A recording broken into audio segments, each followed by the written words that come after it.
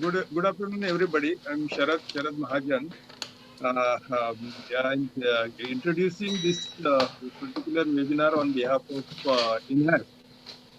This is almost the tail end of the webinar. We had planned to have 30 webinars, and this is 39. And I'm very happy to introduce INHAF, which is umbrella NGO. It is headed by Kirti Shah, who has been working in this field for a very long time. He's also an architect and urban specialist. Now, we thought of organizing such webinars mainly for the purpose that urbanization is a big issue in a developing country and particularly in India. And whatever the responses the government, the academicians are giving, and whatever the time-tested solutions they are giving, seems to be inadequate. Our problems are too big, too many, and the responses are too little and also too inadequate. So on this background, we thought that using this COVID-19 pandemic situation where people started using different platforms to interact with each other, to share their ideas with each other, is a great opportunity. And so many number of the webinars are arranged mainly to get the people, the experts, thinkers, activists, academicians on a platform and share the ideas. And it has been going extremely well so far. Now, this particular segment is about rethinking of the cities, and today's webinar is about urban sustainability challenges, vision, and strategies. This becomes very important because the scale of our urban settlements has becoming so big, and the complexity has really increased too much. And on this ground, the people will be sharing their ideas, and we have an amazing panel of the expert. I request our anchor to take over and continue the same. Thank you very much. Over to the anchor. Thank you, Sharad, and welcome to all of you. It's really compliments to the whole INAF team, Kirtibai, Sharad, and the whole team to organize these. This was much needed, and I think to some extent, today's webinar, which is on sustainability as a whole, would draw upon several of the discussions which have happened in the past, which have looked at specific sectors. And we are, to some extent, in this one, looking at the overall concept of sustainability itself. Now, we all recognize that cities account for something like 60 or 80% of energy consumption worldwide. 75% of carbon emissions come from cities. They are also home to, in a sense, extreme poverty, unemployment, social disparities, but at the same time, they are also the hope. And I remember how Kirtibai very early on used to bring us that perspective that is a slum a solution or a problem. So when you talk about poverty, is it poverty of outside areas which gets reflected because they see city as an opportunity, or is it poverty which is generated as a result of the city? But all the same, many people in the cities continue to live in slum areas. There's rampant pollution. We have problems of air quality in many of our cities. Our rivers themselves in many places are becoming drains. Urban commons are disappearing. In fact, we've had personal experiences. Any place which is left free, even though it's full of trees, is seen on the map as unused, as opposed to saying that you've used it for greening. So one is almost sort of forced to put buildings where it doesn't need to, because the map does not reflect that. In fact, the map doesn't recognize even roads. You see road widening schemes and others. The person doesn't have a map which shows those 100-year-old trees, and only when they actually come on site they say, but now how can we change the plan? It's already been given out, and this is the way the line is drawn. So there are continuous battles, and so that is that. Um, at the same time, the city is, in fact, for many people, the hope of moving out of a certain stagnant situation. They see it as going as a socio-economic way of getting out of that. But people relate to cities in very different ways. My own work many years ago was mostly focused on Dharavi in Mumbai, which, as you know, is one of the very large slum areas. And I was studying migrants from the south who came to Dharavi. And for them, that place was a place of work. They were not intending to permanently migrate. It was a place of work, place of earning, and go back and do something. But they might, in fact, end up spending their entire life in this place. So people relate to cities also in different ways in this thing. So the question comes up when we're talking about sustainable cities: what does a sustainable city look like? And in fact, the other question is, can you in fact talk about a sustainable city? Because a city is certainly not an isolated entity. A city is part of a much wider system. It's a system, whether you talk about water, you can talk about the entire watershed from which you are drawing. If you talk about workers, as was seen during this pandemic, our cities were really drawing people from a number of different places. And it's not always obvious that it is the next to places. I remember doing interviews in Bombay at that time when I mentioned Dharavi's area. I said, why don't you go to Chennai? These are migrants from Tirunelveli. They said, no, but we don't know anybody there. We know people in Bombay and they will get us the railway job and we get a free railway pass. So it was to do with social connects. The distances were not just the physical distances, but where you had a network, where you could go. And there are tremendous networks within networks, systems within systems, which are really there. So when we talk about sustainability of a city, to some extent we need to talk about the wider area. But at the same time, there is a strong argument to look at the subsystem of what we define as the city and say that let us look at what we can do sustainably in that city, and in a way in which it does not damage the areas from which it is connected. In fact, it actually helps those areas. Now, in 1992, when the first Rio Earth Summit was held, I was fortunate to be part of the Indian delegation, and we were writing the India report. And one of the sentences in that report was that the challenge of development is not how to get there, but how not to. And what it meant was that the paradigm of development, the paradigm of urban development, the paradigm of city had come about at a time when things were very different. We did not understand environment, we did not understand the damage fossil fuel was doing.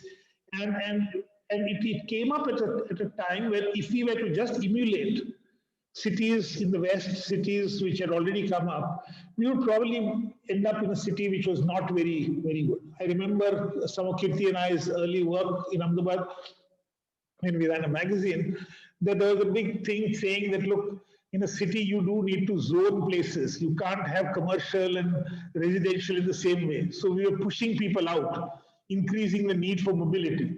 We were making downtown areas which were dark at night, or without anyone living in it, and you changed it. Whereas the traditional city of India was not like that. You would have shops in the bottom and maybe people staying at the top. So our concepts also came from outside, and it was much later that we started recognizing how some of our own concepts are so important. Now the thing is that cities worldwide have already been about 50% of the world's population lives in cities. And by 2050, it is projected that maybe 2/3 will live in cities. In India, probably we are slightly behind this, about 35% live in cities, and we'll probably go up to 50.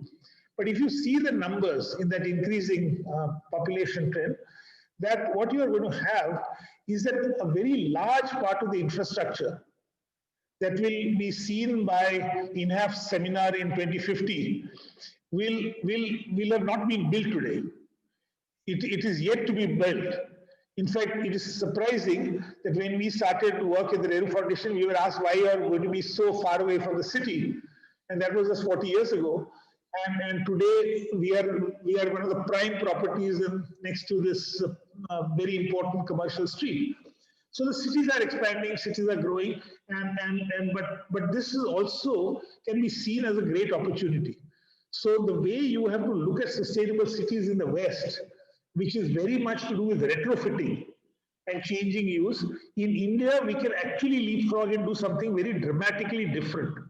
And therefore the opportunity we have, and what I hope can come out of this whole series and today's meeting, is to not only think of the way people abroad are thinking, but also the way we can think in terms of changing things in the thing.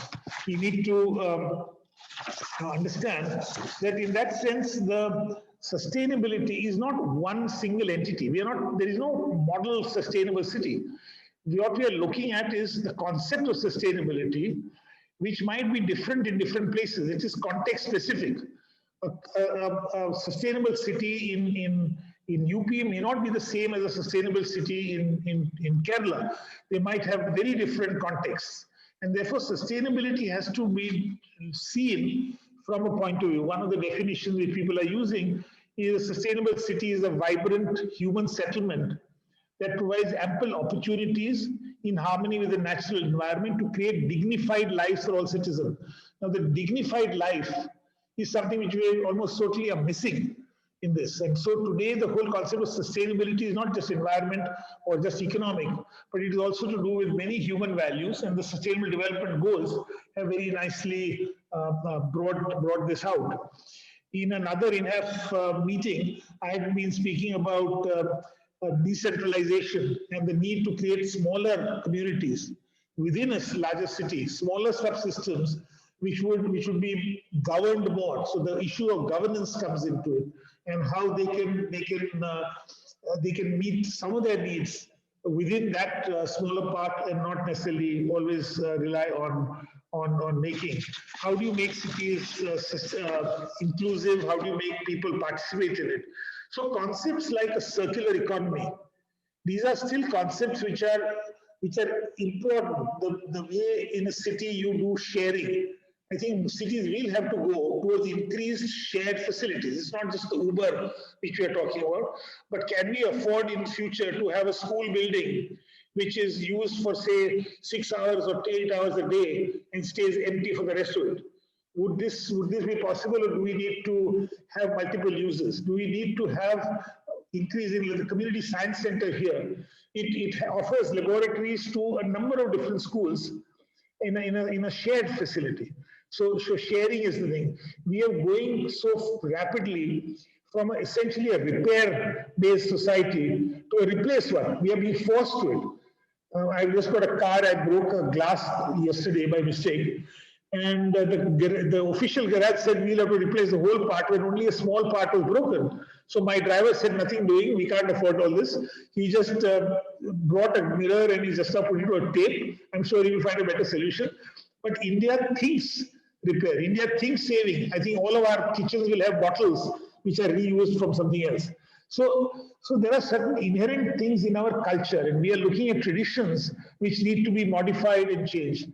So let me end here by saying that I want you to think of sustainability in its larger context. Say that India really has an opportunity. We are not trying to find a model, a cookie cutter model which everyone has to do. We want processes and things which we will call sustainable, and each city could work out based on its own culture, its own geography, its own landscapes, to work out solutions which become wonderful models. And finally, respect the large informal sector, the large number of people who migrate into the cities as people who would think.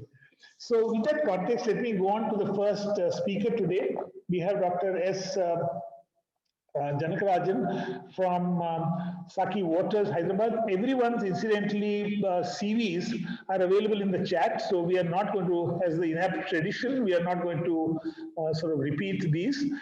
So Janak, can I get you to make your comments? Thank you.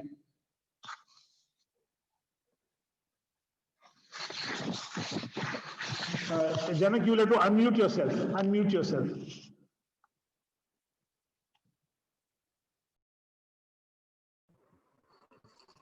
Okay now? All right?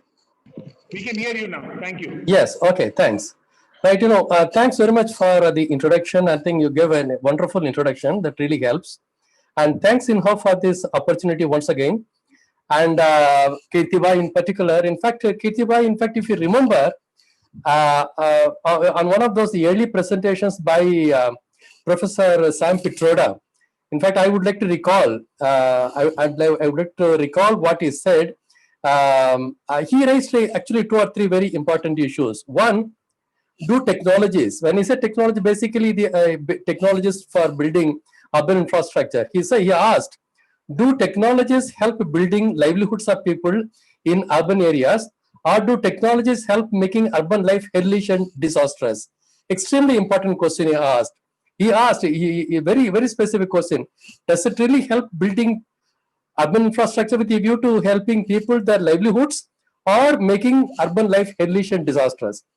The process of urbanization and urban poverty go in hand. This is also he said. And then he also indicated whatever technological intervention or development that one talks about, keep in mind the planet on Earth, the planet Earth. You have to really keep in mind that the life on planet Earth is limited, and you really have to be very careful. You don't have one more planet to live. So this is what he said. And then therefore think about the sustainability, inclusiveness. And these are the 2 important words that he used. Therefore, he said in today's urban world, which is polarized, there are a lot of disconnects and a lot of issues. Therefore, survival is a big question for a vast majority. This is how he really concluded, and he gave his excellent speech. Now I'm going to build on it. I'm going to talk about urban peri-urban interface, which I really titled like this. What are the agents of who are the agents of urban expansion? And I call them like a snake in the grass. The agents of urban expansion is like snake in the grass. The emerging unequal and exploitative pathways of development. This is what I really want to talk about.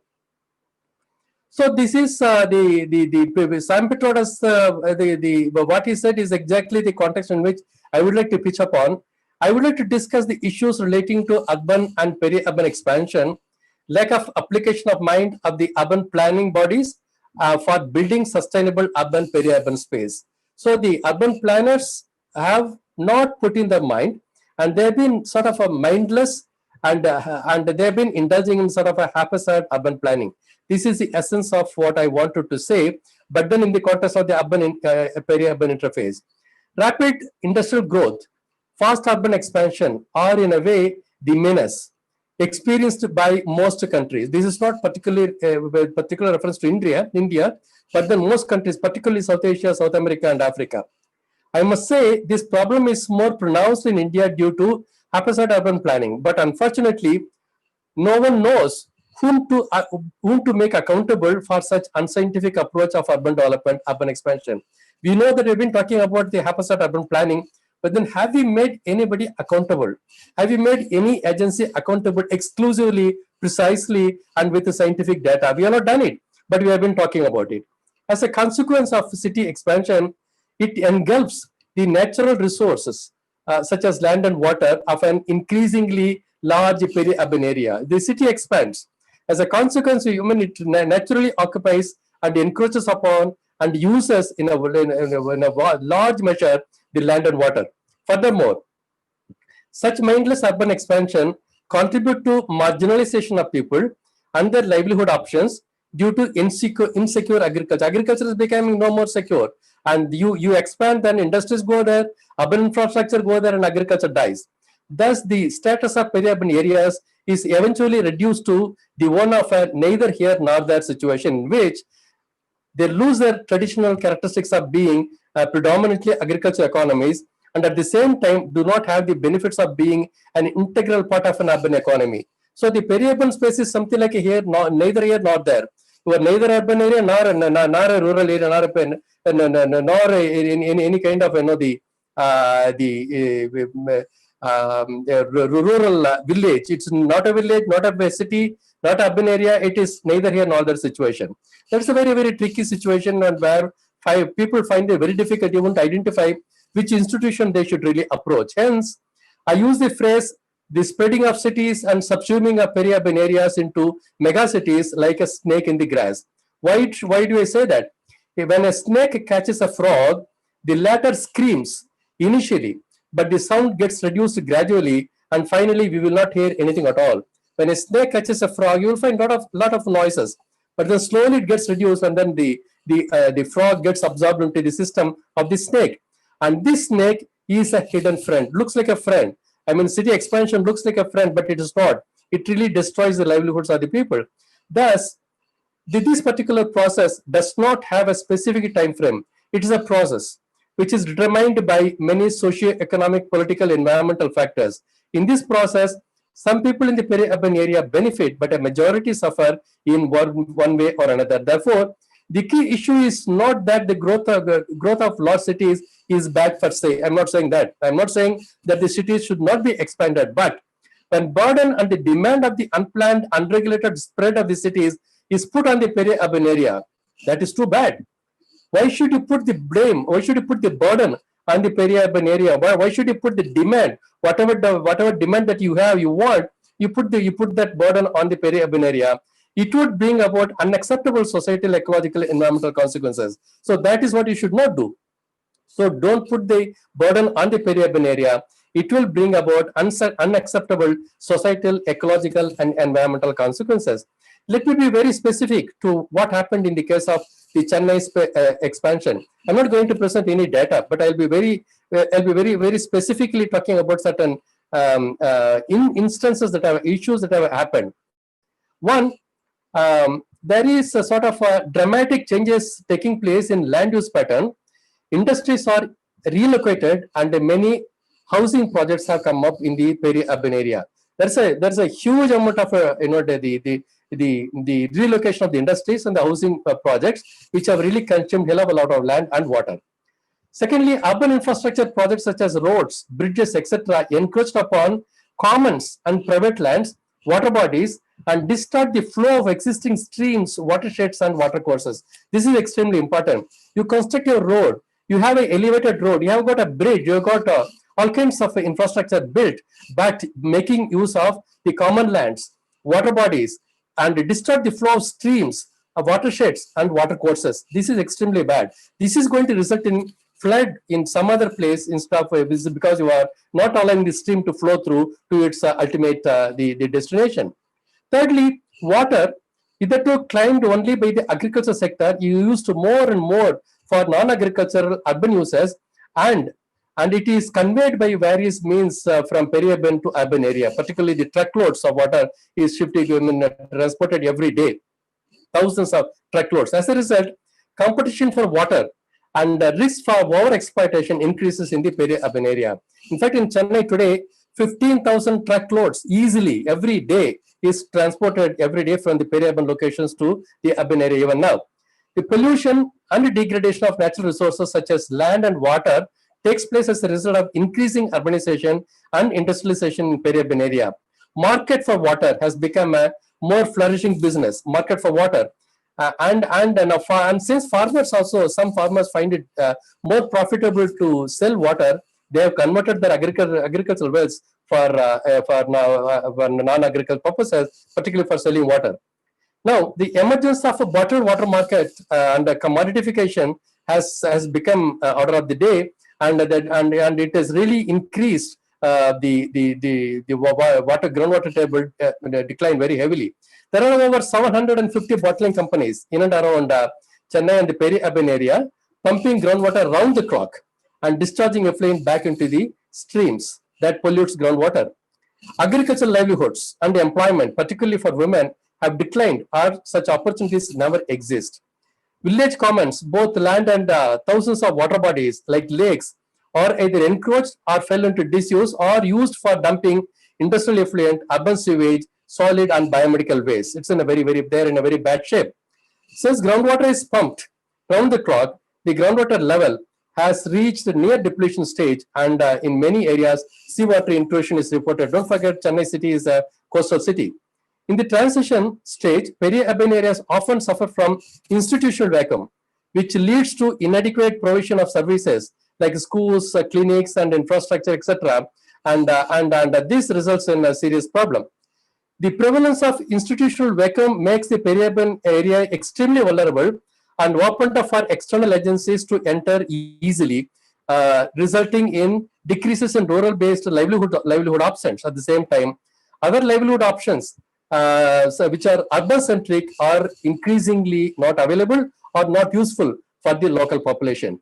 Most importantly, urban users have exploited the natural resources to their best advantage and transferred all waste and rejects to the peri-urban area from where the natural resources were exploited.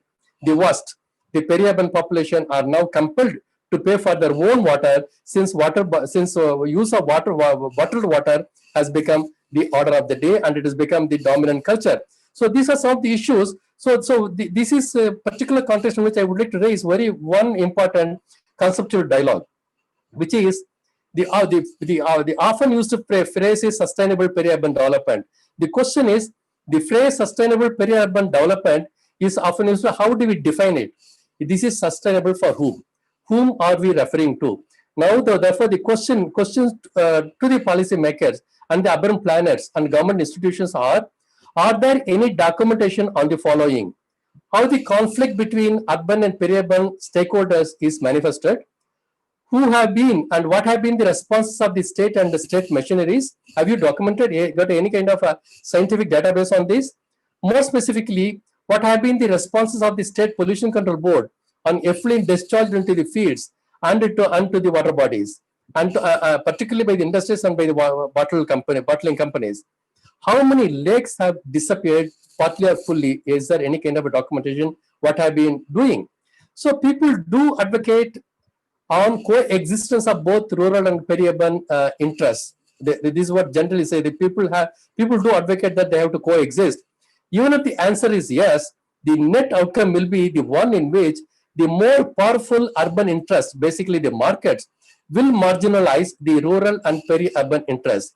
This is what is called the absorption of rural into urban system. This is the process. This process is ultimate and inevitable. That is the reason why I said urban expansion process is like a snake catching a frog. Thank you.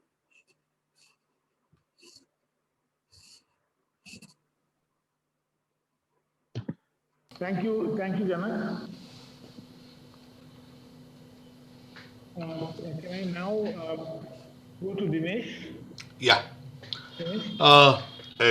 Karthike, though I have a PowerPoint presentation, but I have shared it, but I don't think really we have the time to use it.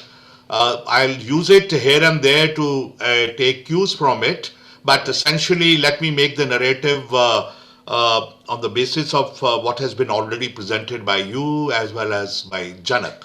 So let me start with the fact that both of you have painted a picture of urban mess that we have at the moment in fair degree of detail. And I think the next question that we need to ask is, okay, this concept came from outside, or even to the extent that the concept came from within, somebody must be gaining from it. Who is really gaining from this mess? Somebody must be profiting from it. Somebody must have driven this particular kind of process of urbanization. And my answer is, one, of course, the imagination of the middle classes, which we saw in the post-80s period, that they were looking for world-class cities. And the state was redrawing its role and function. And they were inviting finance capital, real estate, the developers, and the platform economy to come and drive our urbanization processes. In fact, it's already known in the literature that much of the urban expansion that has taken place is really the post-80s phenomena. India is though one of the least industrialized, urbanized area considered, though there is a debate about how urban India is, but leave aside that particular question. But one thing is very, very clear that the large cities have actually grown at the expense of smaller cities. Figures vary how much population is accounted by large city of the urban population. People say more than 42% of urban population, I'm not talking of total population, is accounted for by large city. And these large cities after post 80s, which have grown and multiplied in a big way, grew because they were sources of really profit for finance capital, real estate developers, and the platform economies that they have driven. In fact, industrialization, manufacturing suffered during this particular period, like agrarian economy also suffered during this particular period. This is a very different phase of urbanization from the Nehruvian phase, where cities were urbanization was aligned with the processes of industrialization. Here, they wanted to extract money from infrastructure itself. The profit accumulation was occurring on the basis of the investment of either supported by the state itself or money brought by private investors, and it is they who really treated water, energy, urban commons all as externalities. They were actually appropriated. They were actually, since basis of our urbanization and the imagination of the middle classes continue to reinforce it, and they were looking for world-class cities. I'm working in these days in Gurgaon. Gurgaon is an apt example of how actually these fractions of capital guided it, and how the imagination of the working class, of the middle classes, was the visible hand. In fact, these are snakes, no doubt about it. They leave a mess and then they disappear, and that's what has happened in Gurgaon. The time to time they appear. The DLF, for example, has now appeared, wants to actually deal with the catchment and drainage area which they've left in mess, and as a result there is a water problem. And seriously in Gurgaon, flooding and dark zone, groundwater exhausted. And the Najafgarh drain is supposed to be now the basis for new projects which would actually allow them to accumulate again. So even out of the mess they want to accumulate. That's the way, and the imagination of the middle classes continues to actually sort of push in that very direction. And externalities which are created, which are actually the mess that you have described, never get taken care of. Partly, yes, it is true because of the fact that urban planning failure, the bodies does not have the state capacity, but that's also a consequence of the fact that the state actually wanted to leave the whole urbanization process unregulated. Capital wanted actually to be left unregulated as far as is concerned. If you look at today, the challenge as far in urbanization cases, that if during COVID that we experienced it, it was built on the basis of vulnerability of the lakhs of people, a million people who were actually contributing to the prosperity and had not gained anything from all the engines of prosperity that were created, because the profits were the basis, less were in externalities, and they were really all left without any public services, slums. And all these people who live in, even in urban villages, live in rented places, did not have access to secure water, sanitation, and so on, etc. So they were deprived of all the public services. The cities, if they have to provide a dignified life, that was not meant to be part of the planning. That was not meant to be the driver of the visible hand or the invisible hand. The markets were not structured in that. Markets can be structured differently.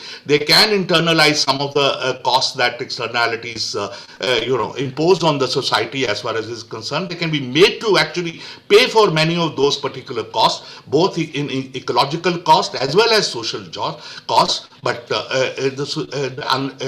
deregulation and of the capital, etc., which they demanded freedom. That's why they said that then only we will come. And in fact, if you look at all the real investment festivals that we have had, SEZs, or whether all the projects that infra projects that we have allowed them to come, and the kind of priorities that we have had.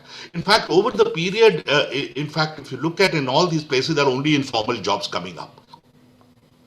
Unless the state intervenes, creates a new road, a new infrastructure, without bothering about that particular road or that particular building, etc., what externalities, what costs would have to be paid by the society in ecological and social terms, as far as it's concerned. That's never even is never part of the accounting exercise.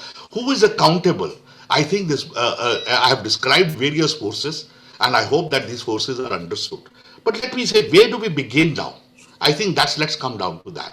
I think if you look at, I have really identified number one, that as rightly Karthikeya was pointing out, that these cities have their not only watersheds, their sheds from where they get workers, they get their what people describe in literature as far as is concerned, that labor power which is getting reproduced in this particular for this urbanization to occur, for this accumulation to occur, is actually taking place in places where they're driven, where they have to suffer, and that's why they are pushed out and they come to these particular areas.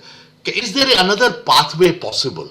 Is possible. I think to begin with, there are two pathways that I will talk about, and one pathway which can be linked to that 50% of the urban area which are not large cities, where the law these are linked to our local economies. These are taluk towns, they are tehsil towns, and if you look at a lot of my work has actually been on the way one can use those taluk towns and link it to the upgrading of rural economies.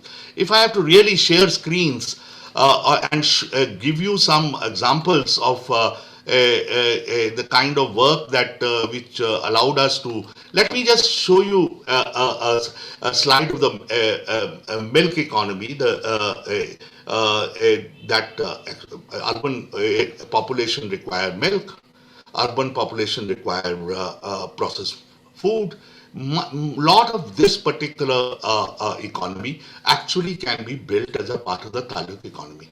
Even peri-urban areas which Janak talked of, they can be also the basis of many of these particular economies. In fact, quite a large number of examples we have established in Mandi in Himachal, in Dehradun in Uttarakhand. Many of these particular economies involve taluk towns as well as the rural settlements. And we have a whole theory of what is called the city, the nodal town, and the bazaar villages, and the rural settlements, how they can be integrated as systems in itself in the multi-level planning.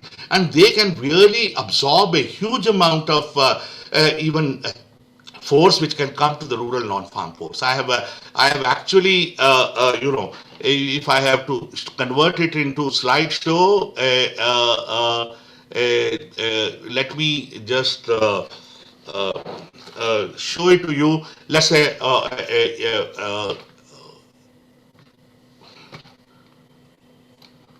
yeah. This, whether it is food processing industry, let's say that we created in Mandi town and nearby areas, rural settlements were integrated, and there came up an industry which is in the area of beverages, in the area of in number of fruit juices, pickles, and so on, etc. Similarly, even leather industry we built in this particular area. Horticulture developed in this particular area. It was along with this particular. If you look at, there are some number of examples which I do not have time to get into. That these the smaller cities, which at whose expense these large cities are expensing, have not really been helped by you can say at all by the physical planning of the infrastructure as far as is concerned. These areas, these towns are really without appropriate even infrastructure for be in schooling or be in sanitation or water or energy. They are deprived of that. But let me, I showed you the examples of where taluk towns can be actually integrated with the local planning, and they can really enable urban metabolism to be far more sustainable. But let's come to the second area, which is large cities, which have really grown at the expense of the taluk towns. You can look at that these areas have grown, as Karthikeya pointed out, that residential and the commercial zones being separated, workers being thrown far away in areas in Delhi. I can mention you a large number of villages which were outside Delhi, and became the basis for resettlement and the slum development that occurred after 1975, 1980. Sanjay Gandhi was known for that particular kind of political practice as far as concerned. Now, is there an alternative to that kind of segregation? Yes, there is. Mixed settlements can be developed as far as is concerned. Both, I think, the middle classes as well as the working people can be put in the same areas. After all, that's how earlier Nehruvian cities actually were allowed to develop as far as is concerned.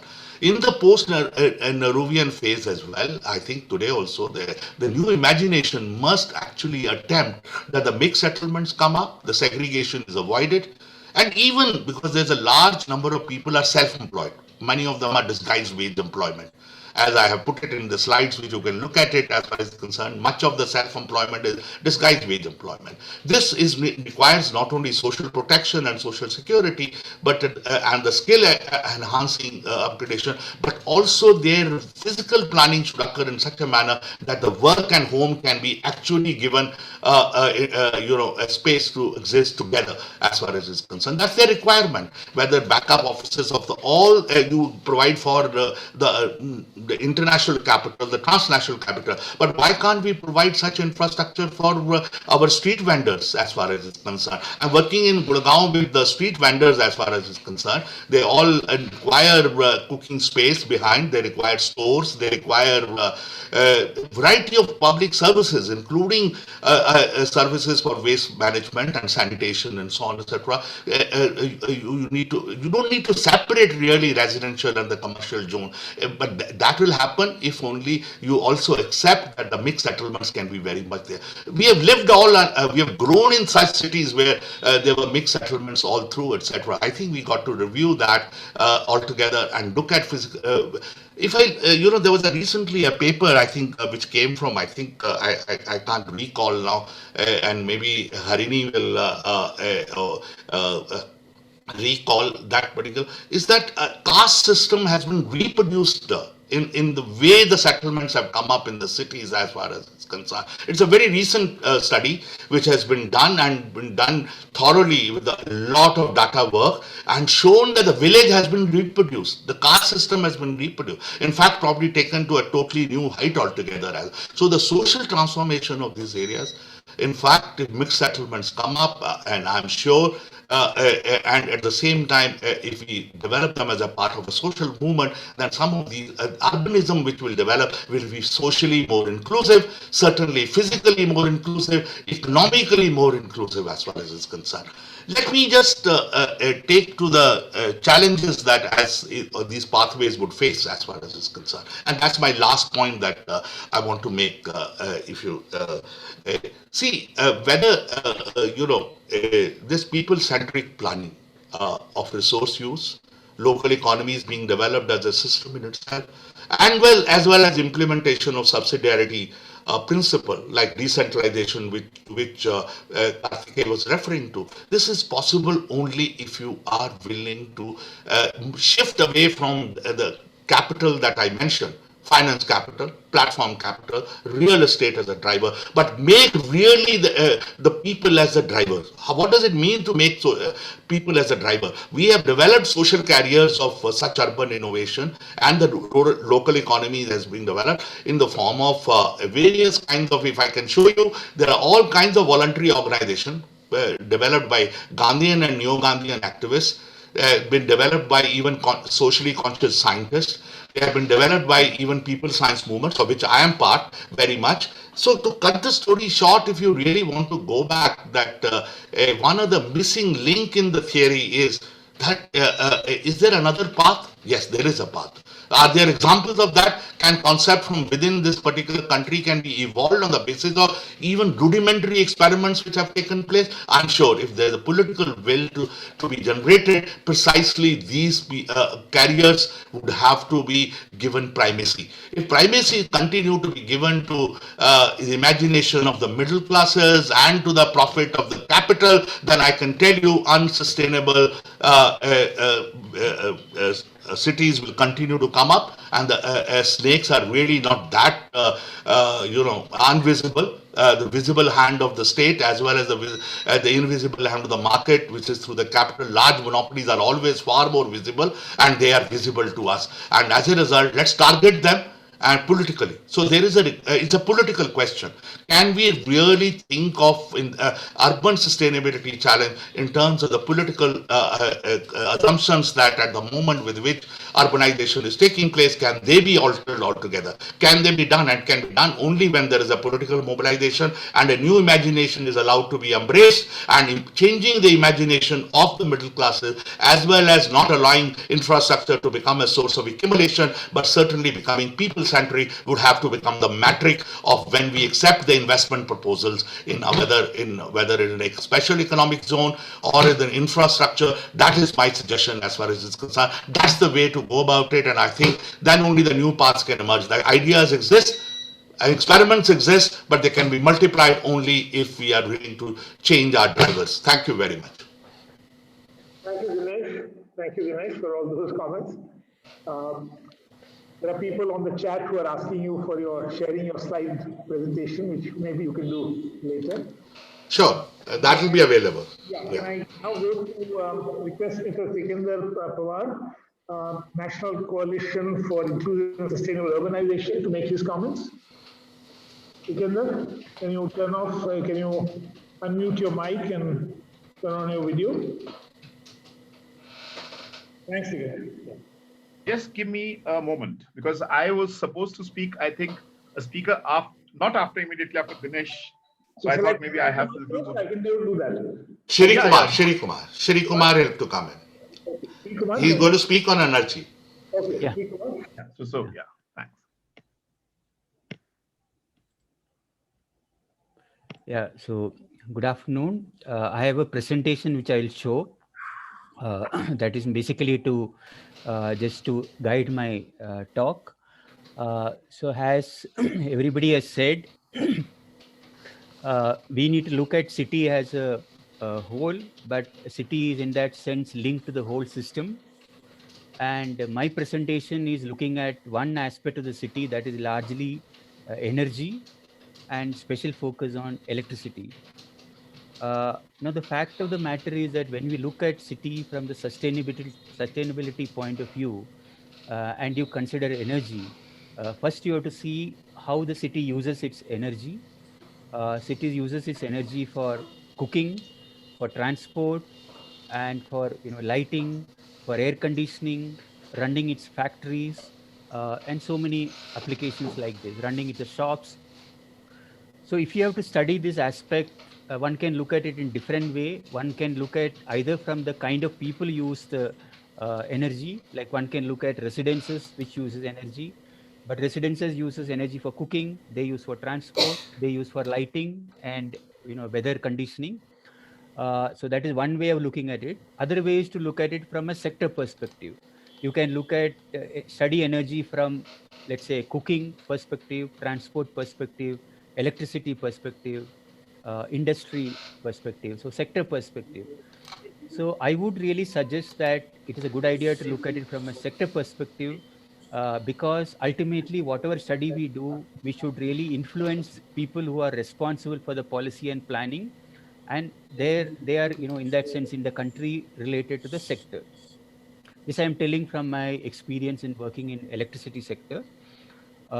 So if you look at a city, I have not really seen any study which maps the energy use of a city. How much does the city use for transport? How much does the city use for cooking? How much does the city use for other uses like that?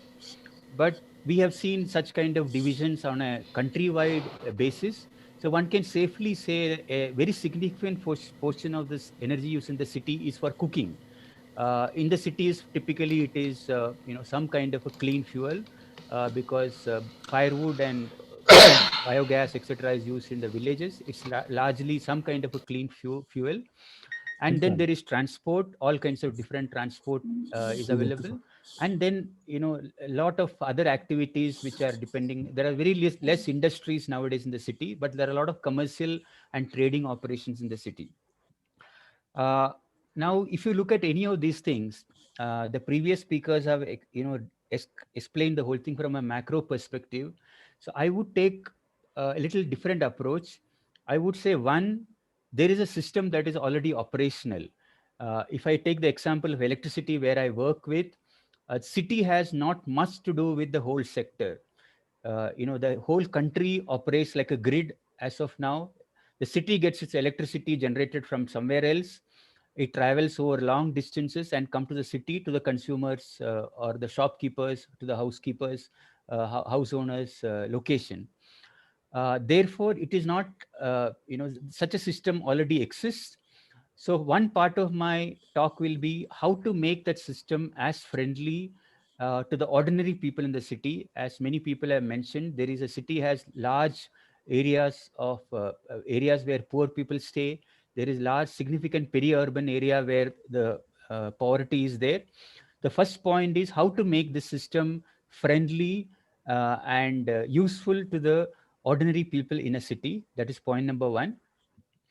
The second thing is how to improve the system, or let's say change the system to whatever we are talking about: community owned, small, medium size, which are where there is community has a much better role in participation, etc. That is how to design and encourage such kind of system. That is the second point. The second point really, as Professor Dinesh Abrawal just concluded, really needs a participation of the people we are talking of and the ideas we have to develop along with them. So I think I will be, in my presentation, I'll be talking a little about those aspects also. So with this introduction, let me just go to the electricity focus of city and sustainability. Why electricity is important, not only because we work in that sector. As of now, around 20% of the total end use electricity is derived from electricity, end use of energy. And this contribution is growing. It's growing because more and more people have connected to the electricity system. Appliances have increased. Most of the transport is getting electrified. Railways plans to electrify within 4-5 years completely. Cities use metros. Electric vehicles are going to come. Cooking also is going to be electrified. Heating also, not only water heating, even industrial heating is going to get electrified. So there is going to be a trend of electricity being a very important component of the ultimate basket of energy use. Now it is incidentally largely coal and biomass, but it is going to change slowly to electricity as a major source of end use. The second thing is that we understand that electricity has a key role either in making or breaking sustainability. Breaking, we all know very well, because a significant amount of the green gas, the climate emissions or the livelihood impact, the environmental impacts are largely due to coal-based electricity generation, which accounts for nearly 75% of the total generation in this country. That is from the negative point of view. From the positive point of view, more and more uses of electricity are becoming essential. We cannot live without electricity. It is not just question of comfort. There are many uses where electricity is essential, whether it is storing medicines, or whether running a public health center, or whether it is providing street lighting or supporting small industries, etc. Which brings to the second one.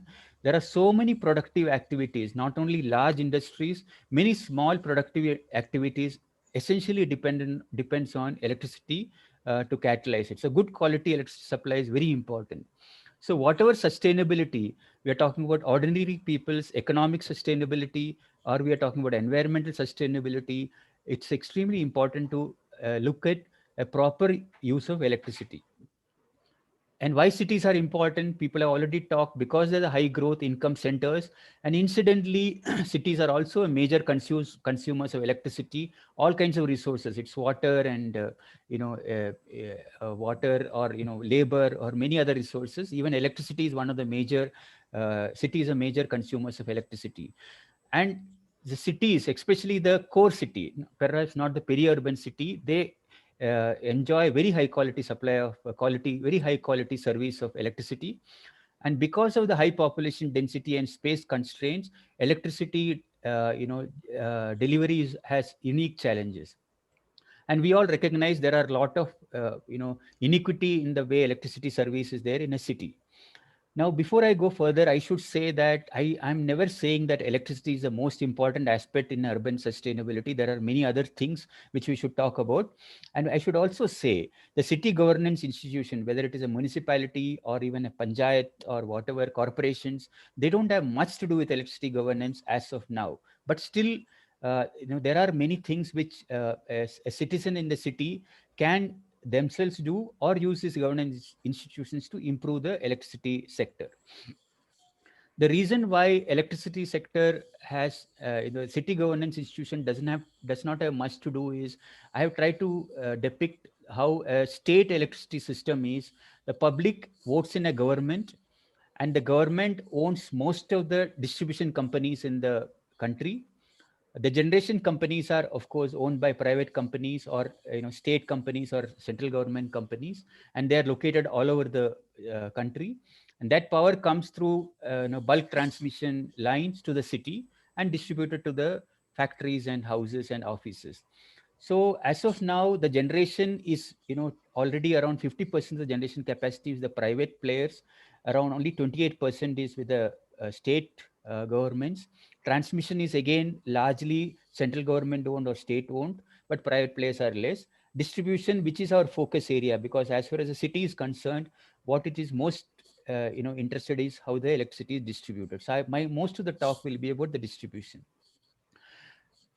The first point to note is that the pattern of electricity consumption in metros or in cities is very different. The per capita consumption is very high. So even though the population in the cities are increasing, even the resource use is very high. And the major metros already account for around 10% of the all India consumption. And some state capitals like Telangana capital Hyderabad or Bangalore or Calcutta, each of these capitals account for nearly 20-30% of the total state consumption. So if you want to set the electricity sector right, it is extremely important to see how the city is behaving. This 20-30% is just one city. If you take all cities together, it may be even 50-60%. So understanding the cities is very important to set the state electricity sector correct, and therefore important to set this national electricity sector correct. And then who uses electricity in, there is a lot of difference in the way electricity uses metros and electricity is used in the country. In the country, industry is a major user of electricity even now, even though the commercial use, is catching up. Residential use is there, and agriculture is a very significant use of electricity. Whereas if you look at cities, the residential and commercial account for nearly to 70-80% of the consumption. Industry is present only in a few cities. In fact, Calcutta and Hyderabad are examples. That is because Calcutta, the municipality covers a lot of peri-urban areas. Same is the case with Hyderabad. Otherwise, most of the cities have only 10 or less than 10% of industrial consumption. So major use of electricity is by the household and commercial uses. The second thing is the pattern of electricity use is very different. This graph is an interesting graph which shows on one hand the way the red line shows how the demand in a day varies in Mumbai, which is the capital of Maharashtra, and the other line shows how the load changes in Maharashtra. You can see the Maharashtra load is, this is percentage. So Maharashtra load remains 90% to 100%, hardly any variation, whereas the Mumbai load goes from around 60% to 100%, nearly double the change in a single day. This is in a day, and there is substantive seasonal variation also. The variation between in a city between winter and summer can be 2 to 3 times. I have an example of Delhi. This is in 2019, where the summer load goes to nearly 7,000 megawatt, whereas the winter, even the maximum load is only 4,000 megawatt, and the minimum load is only around 1,500 megawatt. Whereas in a state, what happens is the demand remains more or less, constant, as you saw in the previous graph. And the reason is that two reasons are there. A couple of years ago, till around 5-6 years ago, the major reason was there was significant load shedding in all areas except big cities, which is now reasonably reduced. And the second reason, which is very much there even now, is that agricultural load supply to agricultural pump sets is typically given when nobody else needs that supply, typically in the night time or the off-peak time during the day. Because of this, the state demand is kept flat, but therefore the state demand typically follows agricultural consumption, either in the morning or sometime in the afternoon. The peak happens. It is depending on agriculture, whereas city load is largely dependent on cooling load either due to commercial consumption, AC consumption, or increasingly residential, AC consumption. It can also be cooling consumption, heating consumption during the winter months in some cities. So this has significant implications for energy generation, because our energy mix is slowly changing to renewable. Because already we have around, in terms of capacity, around 25% of the capacity is renewable, around 10% of the total generation is already renewable. And renewable, as you know, solar has daytime variation and wind has seasonal variation. You have high generation from wind during the monsoon season and low at the rest of the time. And solar, of course, can generate only 8 to 10 hours in a day. So the point is that most of these variations have to be taken by, we have to take this into consideration when we plan the kind of energy use that is there. The other thing is the supply quality, as every one of you know from a very individual experiences, the quality of supply is much better in cities. At some point of time, Prayas had put this ISMI, that is, some monitoring devices at different locations in the country, in many states. We had put it in cities and small towns and rural areas, and we have tracked many things. One of the interesting things we tracked was what is the kind of power supply during the evening supply hours, say 6 p.m. to 11 p.m. And we found that the areas which get 6 hours of supply continuously, nearly 70% of the areas in mega cities get. Only around 1/3, the people in small cities, and very small percentage of the rural areas get good quality supply. So in terms of getting supply, and if supply goes, how long does it take to recover? All this is much better in a city kind of an environment compared to a rural area. Now, if you want to engage in this sector, what are the institutional mechanism? As I said, the most of the electricity sector is owned. If we could talk about distribution, it is owned by individual states. In Maharashtra state, Andhra Pradesh state, and so on and so forth. There are certain cities, the major cities, Delhi, Mumbai, Kolkata, Ahmedabad, Surat, Noida. They are, managed by private companies. And in some towns, there are franchises, which is basically somebody manages the whole distribution system. The ownership remains with the state distribution companies. And there are mixed experiences with these private companies. Of course, there is a feeling that the quality of supply is much better, but there are, high increase in tariff is there. There are problems with financial health, and especially in franchises, many franchises have started but stopped. So it is not true that the private companies have done a wonderful job in managing even the city distribution, which is relatively easy to manage compared to a rural distribution, which has a very significant amount of agricultural consumption. Since this audience is very much linked to municipalities, there are 3 municipalities in India which manage distribution system: the best in Mumbai, NDMC in Delhi, and Thrissur in Kerala. Again, there are mixed experiences. One thing is that these municipalities are as good or even better than many one of the best managed utilities, but there are issues. Like, for example, Mumbai, there is an issue that the electricity supply cross subsidizes the transport sector, etc. But this is not a norm. We are having less and less of this kind of experiences in the country. Cities have definitely higher investment.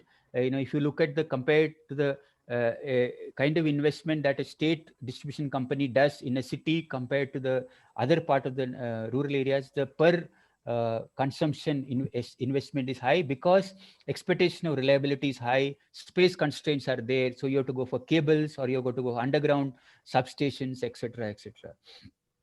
So now the point is that if we want to look at electricity as a part of the sustainability agenda, the point is that in the city state of things, whoever plans, whatever plan is made, bad plan or good plan, there are master plans made by people. In the master plan, there is very little room for electricity, except some of the right of way issues, who can dig where and so on and so forth. But even then there are so many problems. So it has to be, we have to think of some different way whether electricity in a municipality can be municipality can be given a higher role in managing the distribution system in a city. But all said and done, the consumer issues faced by ordinary consumers is no different in a city compared to a rural area, whether it is complained about bills or power going and not coming back. In fact, there are some unique issues in the city because large amount of city population is migrant. They don't have, their tenants, they don't have their own houses. So connections becomes a problem for them. Or I have heard otherwise, if a connection is given, then it becomes difficult to demolish that that house because it is given as a legal proof for legal occupation. Then there are some very funny things like that. There is 1 meter for, let's say, 20 households, and it is sub-metered. So everybody pays based on some kind of a sub-meter. Ultimately, everybody ends up paying more. And whenever we have done some rudimentary survey, we have seen that there is a whole racket of illegal connections in the city where somebody collects money for giving connections, which turns out to be much higher than whatever you have to pay if you have a legal connection. So the poor in the city, face all the challenges, including safety and accidents, which are very common in the rural areas in same way or worse way. In the same problems are there. And another thing that we have to remember is that there are many national programs explicitly aiming at city. There is an integrated power development program scheme, which is primarily quite a significant amount of money is set aside by the national government, the central government, with support from the state government to improve the distribution infrastructure in the cities. This has been going on for the last 1 decade, even now going on. There are many smart city projects. Many of the smart city projects have components like nearly 10% of the energy has to be sourced from solar projects. There are initiatives to introduce electric vehicles, improve metering, etc. So like I said, if you want to make these programs to be pro-ordinary consumers, small consumers, there is a point in engaging with these programs to see that they're implemented in the interest of the ordinary consumer. It was already mentioned that the infrastructure, the cities themselves and the infrastructure of the cities are being built. And similarly, the appliances penetration, whether it is, whether we're talking about individual household appliances or, comfort appliances or cooking appliances penetration is growing significantly. And demand growth even today is highest in buildings, and it is highest for weather conditioning, whether it is ACs or fans or coolers. So there is a lot of things we can do. At least to see that we don't end up doing the same mistakes that was done by, let's say, the other countries which made big cities. So there is scope for efficiency, there is scope for solar electricity, there is scope for solar water heating. So I will sort of concluding slides. Now, how to do this? I really have no, blueprint solutions, what to do. I have at best a framework on how we can approach solving this problem. And I feel that is the best thing to do, because the solution has to be worked in through a dialogue involving different kind of people at different levels of sector. So the framework I'm suggesting is reduce, improve, and replace. And it's very similar to the framework called avoid, shift, and improve in transport. In transport, first of all, you reduce people's need to travel by planning housing and workplaces. Then you shift the modes of travel as much as possible to public transport. And then whatever transport is available, you improve its efficiency by minimum resource use. That is a framework in transport. I'm sure there are similar framework in medicine or health, preventive and social medicine, or in agriculture, where low input agriculture. So the framework that I have in electricity or energy is first reduce. We really need to reduce energy needs everywhere by first of all planning our buildings, planning our environment, planning water use, because a significant amount of energy is in a city is used for air conditioning or water, drinking water pumping, etc. Because the infrastructure that is created needs an energy. To maintain that infrastructure and provide the facilities, it needs energy. So you need to take a energy services approach, because for example, what people need is not any of this electricity or any or gas or whatever. So we need to promote natural cooling, we need to promote solar water heating. Solar water heating is a very ordinary technology which can have much better coverage than what we have right now. We need to really reduce luxury use, so we need to identify what kind of luxury consumption is going on, what kind of wastage is going on. And there is a need to ensure that there is reduced inequity in consumption, and there is whatever service quality that we are talking of is available to all people in the city, especially the ordinary people. And this can be done by initiative with community, distribution companies, or the government. Similarly, improve. You have to improve the energy of efficiency of energy use. For that, first you need to actually do load surveys. Who is using electricity? What time are they using? What are they using for? I gave some numbers about AC and fans and all. These are based on some sample surveys that we have done or some macro results. But really, we need to do much better load surveys. Everyone has to do load survey to understand who is using electricity and energy for what. There are mechanisms like efficiency labeling for appliances. There is energy conservation building code for buildings already in some place. There is this mechanism of life cycle costing. When you buy an appliance, you buy an appliance not based on its one time cost, but its life cycle cost, including its energy costs and maintenance costs. This life cycle costing should be ensured for at least public purchases or bulk purchases by big companies, if not for ordinary small consumers.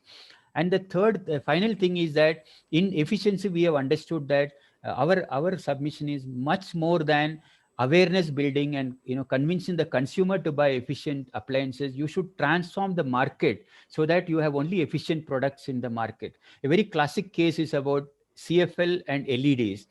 Today, LED penetration has increased significantly because LEDs, which cost around 300-400 rupees a piece, today costs only 60-70 rupees at a bulk purchase, because of bulk introduction of LEDs at a national level.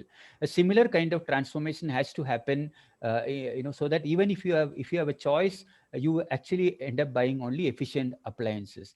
And all these programs need evaluation. Unfortunately, most of the evaluation is now based on what is called normative savings. You imagine this much will be saved, and you assume that if you put efficient fans, 30% energy will be saved, but you don't have any actual measurements to see whether it has happened.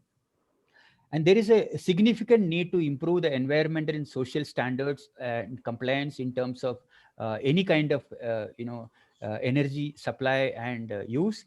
And there is a significant need to improve the governance of natural resources, whether it is water or land, not only in cities, all over the country. And this also can be done with initiative with community, distribution companies, or government. And finally, I would say the third thing is that we have to really promote renewable sources. Right now in the city context, what makes this is solar largely. Maybe to some extent for cooking you can use biomass, kitchen waste, etc. But solar is an area which is modular, especially with storage becoming cheaper, which ensures daytime, nighttime supply also. Solar rooftop adoption, especially for bulk use. If an apartment, definitely for common use. Individual households, might find it very difficult. And we have really been promoting what is called net metering. That is, ultimately you put up a solar and you are charged for your net use of electricity, which is a very economically viable. You don't have to have any environmental consciousness to do that. It's economically viable for most consumers. This kind of a thing has to take place in a big way, and we have to play a role in that. I would stop now, and I will be happy to answer any questions at the end of it. I have used this, the basis for this suggestions. This presentation has been largely based on a paper that we wrote some time ago, and CEA, which consolidates energy data, electricity data in the country. Last few decades, they have actually been specifically bringing volumes of on electricity in mega cities. So I've used the CEA's energy power survey data for this presentation. Thanks a lot. Thank you, Shri Kumar. Maybe this data can be put in the chat box, so if it refer to this, they could do it. Sikandar, now can I go to you? Thanks, Karthikeya. Sir, can you just tell me how much time do I have? Because I'm the lone political person here. Well, um, we had So, thought that every speaker would take about 15 minutes. okay, because What we have never done. allow political person to use the But our use the professor platform gets beyond. 45, so that is Okay, longer. okay, thank you so much, and thank you, Kirti Bhai. It's been lovely meeting you after such a long time, and of course, Dada Abrol, we just heard him speaking. So I think what I'll try to bring in is from the perspective of serving a city for 5 years. I don't know how many of you know, but I was the directly elected deputy mayor of Simla, which is one of the oldest municipalities of our country. It dates back to 1851. And so I'll try to bring in some of those experiences and actually try to build this narrative that how unsustainable is the whole model of sustainability that we are talking about.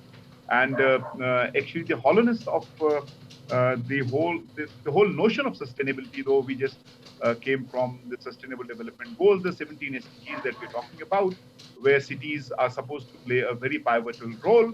But I think the hollowness of the sustainability came to the fore during the pandemic, especially in India. And some of those cities, I mean, which have been making noise about 100 RCs and all those buzzwords that we've been speaking, resilient cities, creating those city resilient indices and whatnot. I mean, we've seen so much data flowing in from these cities, and actually they were the most vulnerable cities, especially Surat, where we couldn't even hold back our migrant people for even 24 hours. Now, what is this? I mean, what is the reason why? And we've seen in some of the newspapers captions coming up and stating that we will live with salt and roti, but we wouldn't come back to the city. So this whole reverse migration that we experience, and then we have the CMI data, which brought in startling figures about the unemployment and also the willingness to work. I mean, of course, how long are they going to live in the countryside is a big question mark, because after all, that migration took place. Because I mean, one of the reasons is the distress migration, which actually led to this migration to the cities, and we also find now people actually are coming back to the cities. But will they sustain? I mean, will this model sustain? I think I don't have a question mark. I have a very affirmative, big no to it. And this such a model is not going to sustain. But now, why? Why? I think before I jump on to some of my anecdotal experiences that I have had during the 5 years stint in Shimla municipal governance, I think there's some narratives that I would like to build. I think one of the reasons is, and that is to the total faulty urban planning that we have witnessed.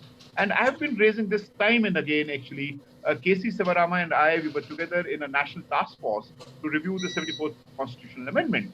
And so we used to actually, I mean, we used to make fun of ourselves that who plans for whom.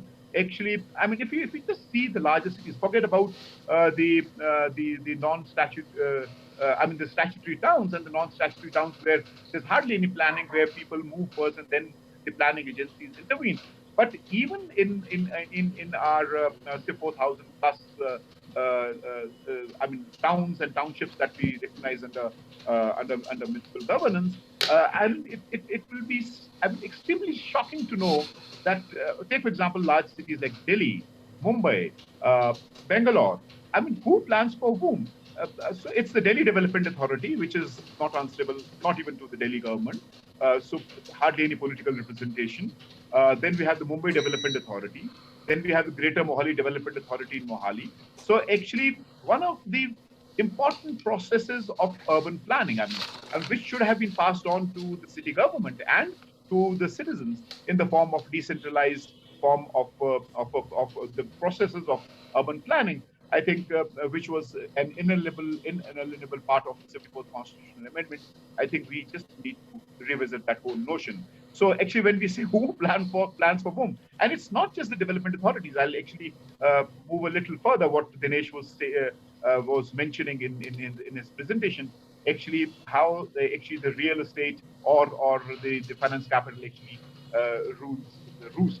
But the point is actually, I think if the development authorities have to plan, and where they have no answerability, now the Delhi Development Plan is being revised by the National Institute of Urban Affairs, and we do not even know whether it will speak about migrants, whether it will speak about homeless people, whether it will speak about entitlements being given to the people. So I think that's one of the important elements. I did the first point that I would like to raise.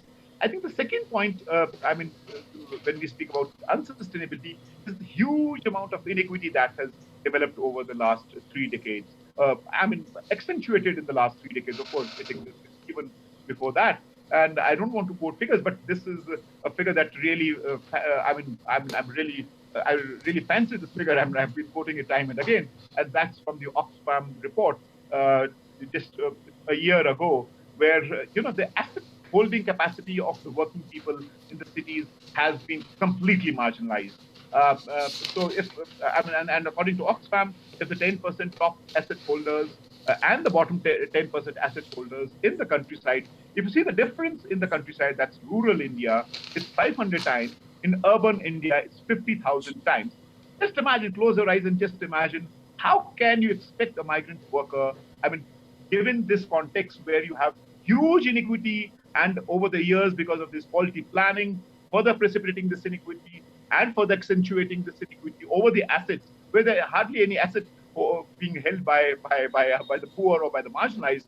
How do you expect them to even stay for 24 hours? And immediately when the lockdown was announced, started moving out. I think this has to change.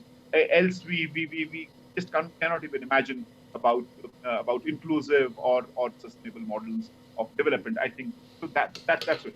And this leads me to when I was in Quito with John Klaus, where when we met for the Habitat 3, where he screamingly kept on saying, one of the reasons that, hey, we have to give up this laissez-faire of city development. And when laissez-faire of city development, of course, most of you know, is a kind of free market development strategy, and building those competitive cities, Mumbai matching with Shanghai, Paris matching with some other cities. Come on, how can there be a match between Simla and a town called Dehradun? In Dehradun, Simla, because of the mighty empire of the British, we had one of the best infrastructures that we developed. That whole notion of competitive cities, changing the nature of cities from city managers to city entrepreneurs, treating cities as entrepreneurs. And what John Klaus said, we have to go back to the basics. Now, when we say go back to the basics, it doesn't just mean that we have to go back to the basics of planning. We have to plan, because I can tell you, Shimla, one of the oldest cities, we do not have a master plan yet. We work with an interim development plan, which is time and again being twisted according to the wish and fancies of the people in power. How can we even expect to really talk about sustainability, not just from the point of inclusivity, but also from the point of disaster risk reduction and whatever nuances we add as far as sustainability is concerned.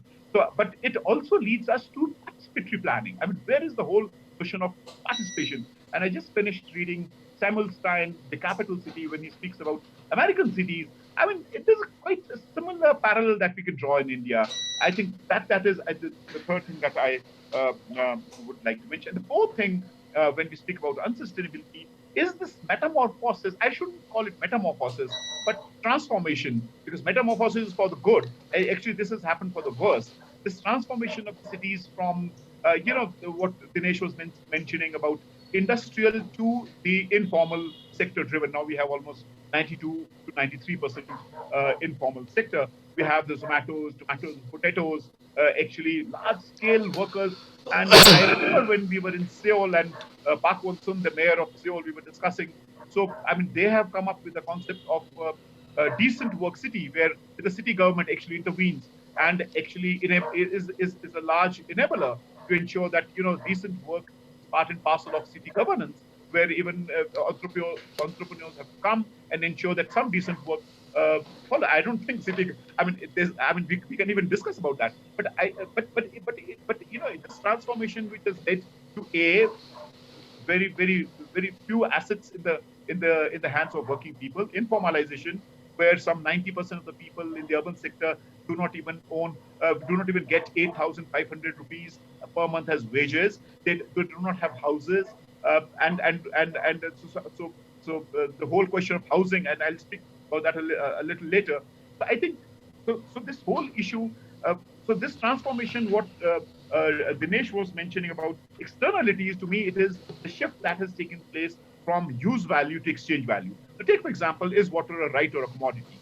When I joined the office, the first file that came to my office was privatized water. We didn't allow that to happen 5 years, though we created a model in itself, which now the World Bank exhibits throughout the country, that like, hey, this is the way how water governance should be. I don't know whether I'll have time, so I'll speak about that.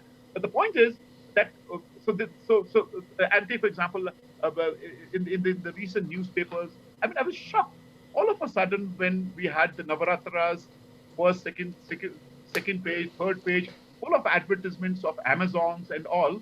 But all of a sudden, when this NET result came out, we found Helix Institute and whatnot. So, education, I mean, the way thousands of crores of rupees are being accumulated in these sectors, water, education, and what were considered to be use value, where the state was considered to be an important provider. Now it's not like that. So what do we do in such a situation?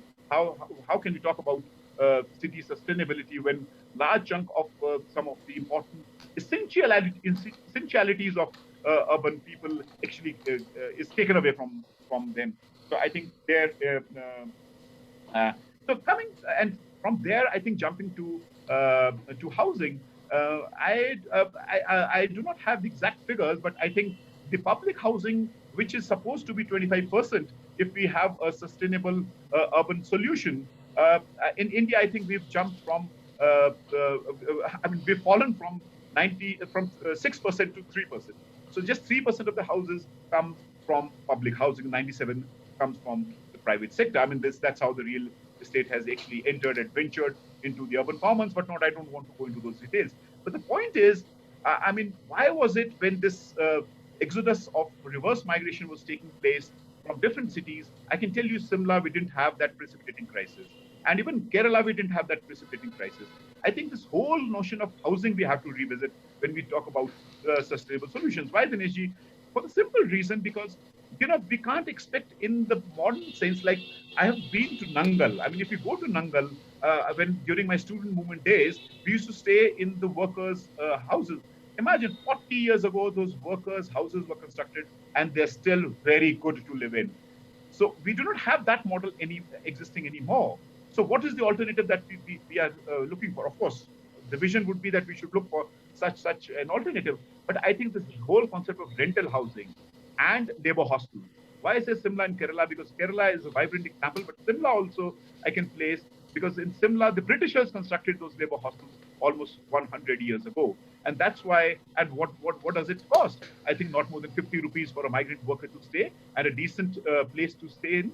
And being run by the municipal government, municipal governance.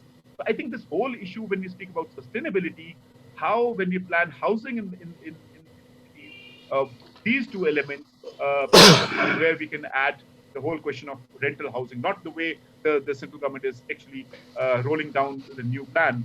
I think we have to be cautious about that, but I think we need to speak about that. Then from there, I think the whole notion of governance. So who is governing the city? And I remember because KCR and I, we've had very fond memories also, because he was the chair and I was one of the members of the National Task Force, and we actually worked almost 2 years to review the 74th Constitutional Amendment. And I think, this change, this shift that has happened, though we had the 74th Amendment, which was supposed to transfer 18 subjects to the city government, and you will be surprised that not more than 3 functions universally have been transferred to the city government. One, when you and we were born, the birth certificate comes from the city government. When we die, the death certificate will come from the city government.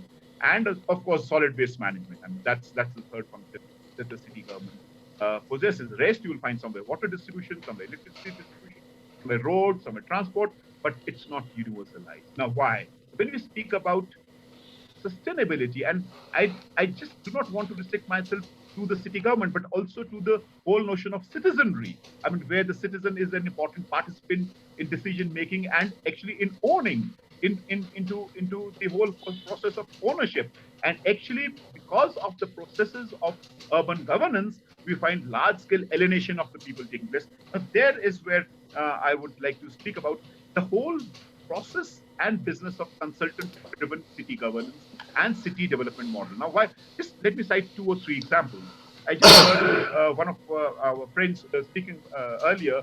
Actually, if you see various cities, I won't say all the cities, but a large number of cities are flooded with data. They have city sanitation plans, they have city development plans, they have solar city plans, they have city resilience indices, they have disaster risk, hazard risk vulnerabilities, what not. They have all those plans.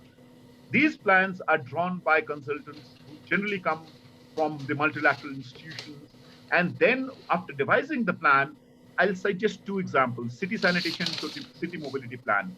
One of the foundings of these consultant-driven plans, which the poor city government doesn't even have the fund, but because the funds flew from the JNNURM during those times, and after JNNURM, it was Amrut and the smart cities. They said, you don't worry, we will prepare your plans and we'll get the investor here. You don't have to do anything. You just have to pass it in the council.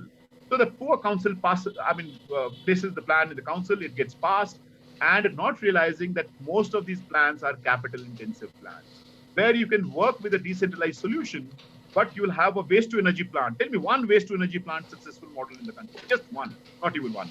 So you'll have a metro run because it's more capital intensive, which requires almost 400 CR to run a kilometer of metro. So Jaipur, where you do not require a metro, you could have gone for some other model of mobility. But since it's more driven by these large consultants, and the city government has actually passed it because it had no other solution, or maybe not even the capacity to oppose that.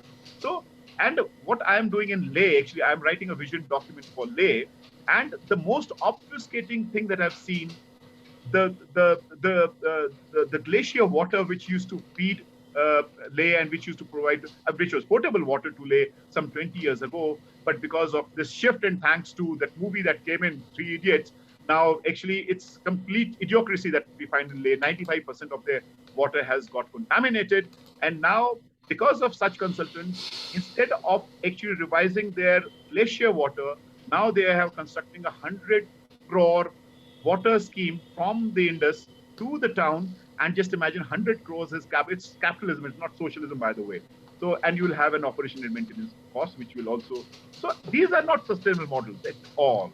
Mobility, solid waste, I mean, even if we talk about utilities, I think, where do we intervene? The point is, if we speak on alternative visions, I think we have to intervene at various quarters. We have to engage with the state, we must engage with the city government, and of course, providing viable alternatives at the grassroots or in the bottom, and at the bottom level.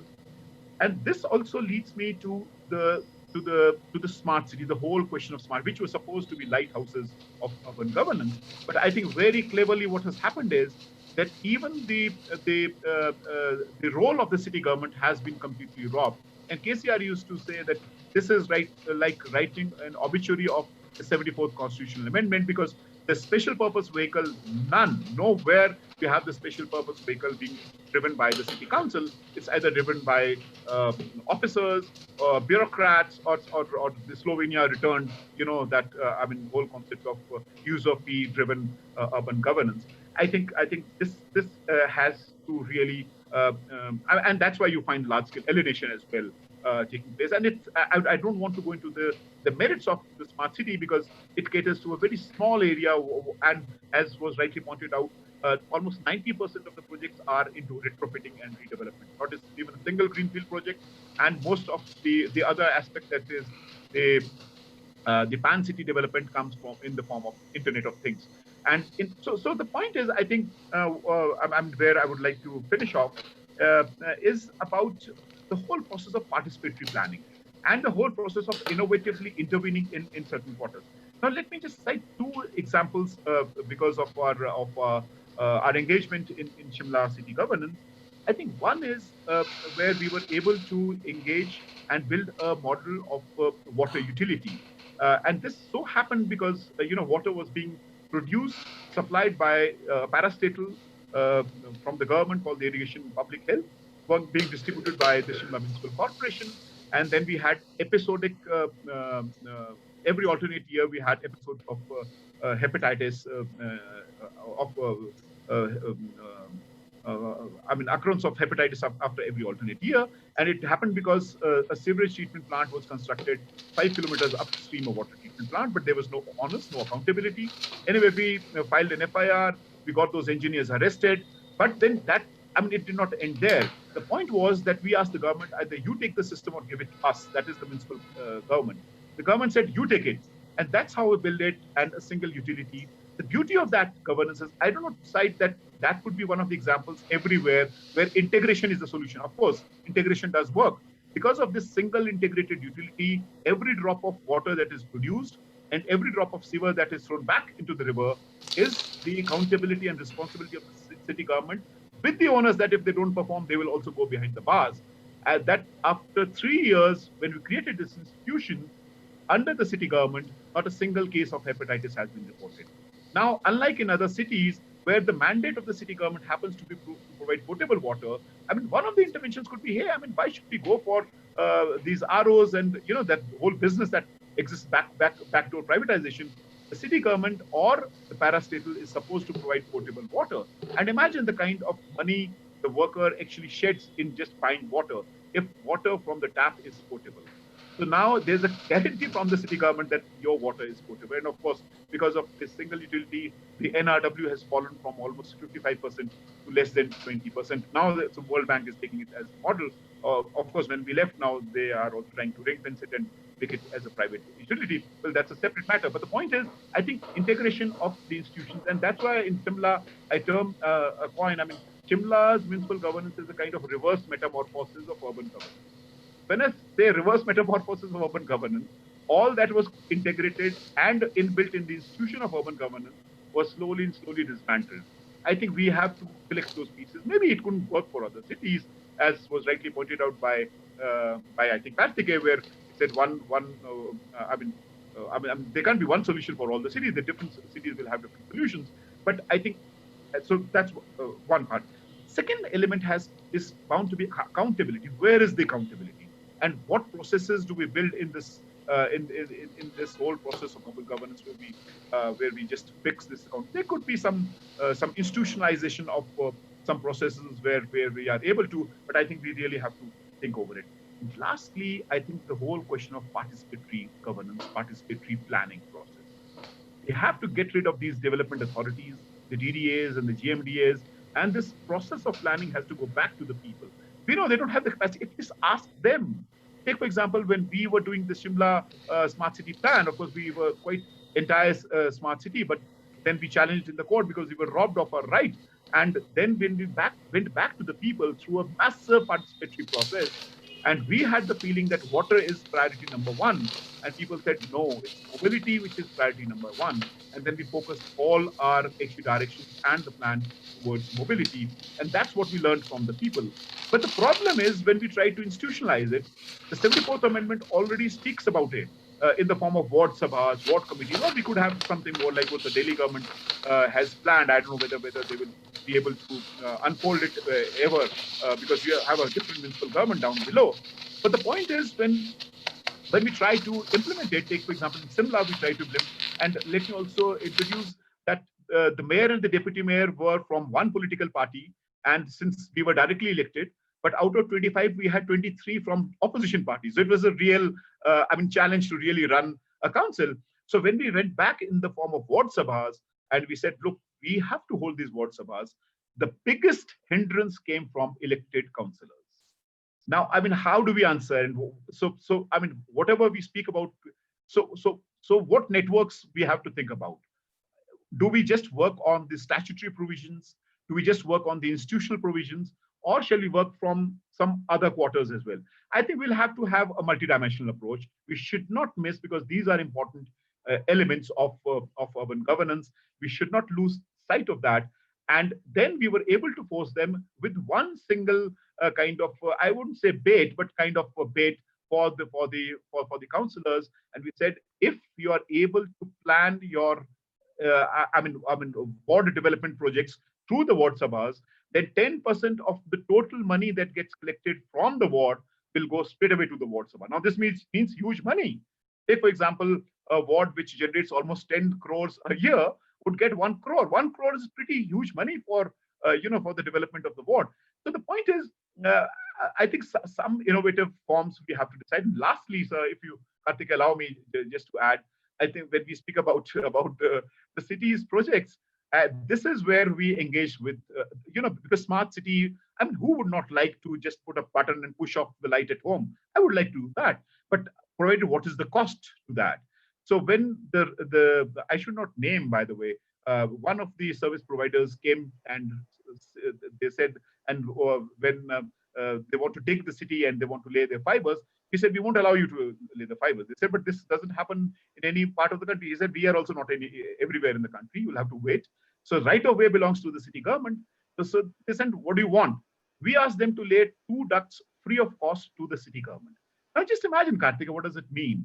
So there are 2 ducts lying completely empty for the city government. You just require a service provider with a win-win situation, and you can lay the entire infrastructure of smart city with a very cheap, relatively a very cheap, a solution. You don't really have to wait for the Cisco's or for some large giants to come up and then lay your infrastructure. You can do it at a very small price, and which can easily be afforded, and you can pass it on to the people. So I think, but this should have happened at a macro level, at a matter level, but this doesn't happen because the kind of neoliberal form of economic development that we are witnessing. But I think such elements we will have to work out, and wherever possible, we'll have to try to implement. I think otherwise it's a really, really unsustainable form of governance, of political economy that we are witnessing, and very little ray of hope to really work out solutions. Thank you. Thanks, Sikandar. I'll go straight away, Harini, to you. Professor Harini Nagendra from Azim Premji University. Okay. Thanks. I'm just trying to quickly share my screen because I know we're behind on time. So just we're behind on time.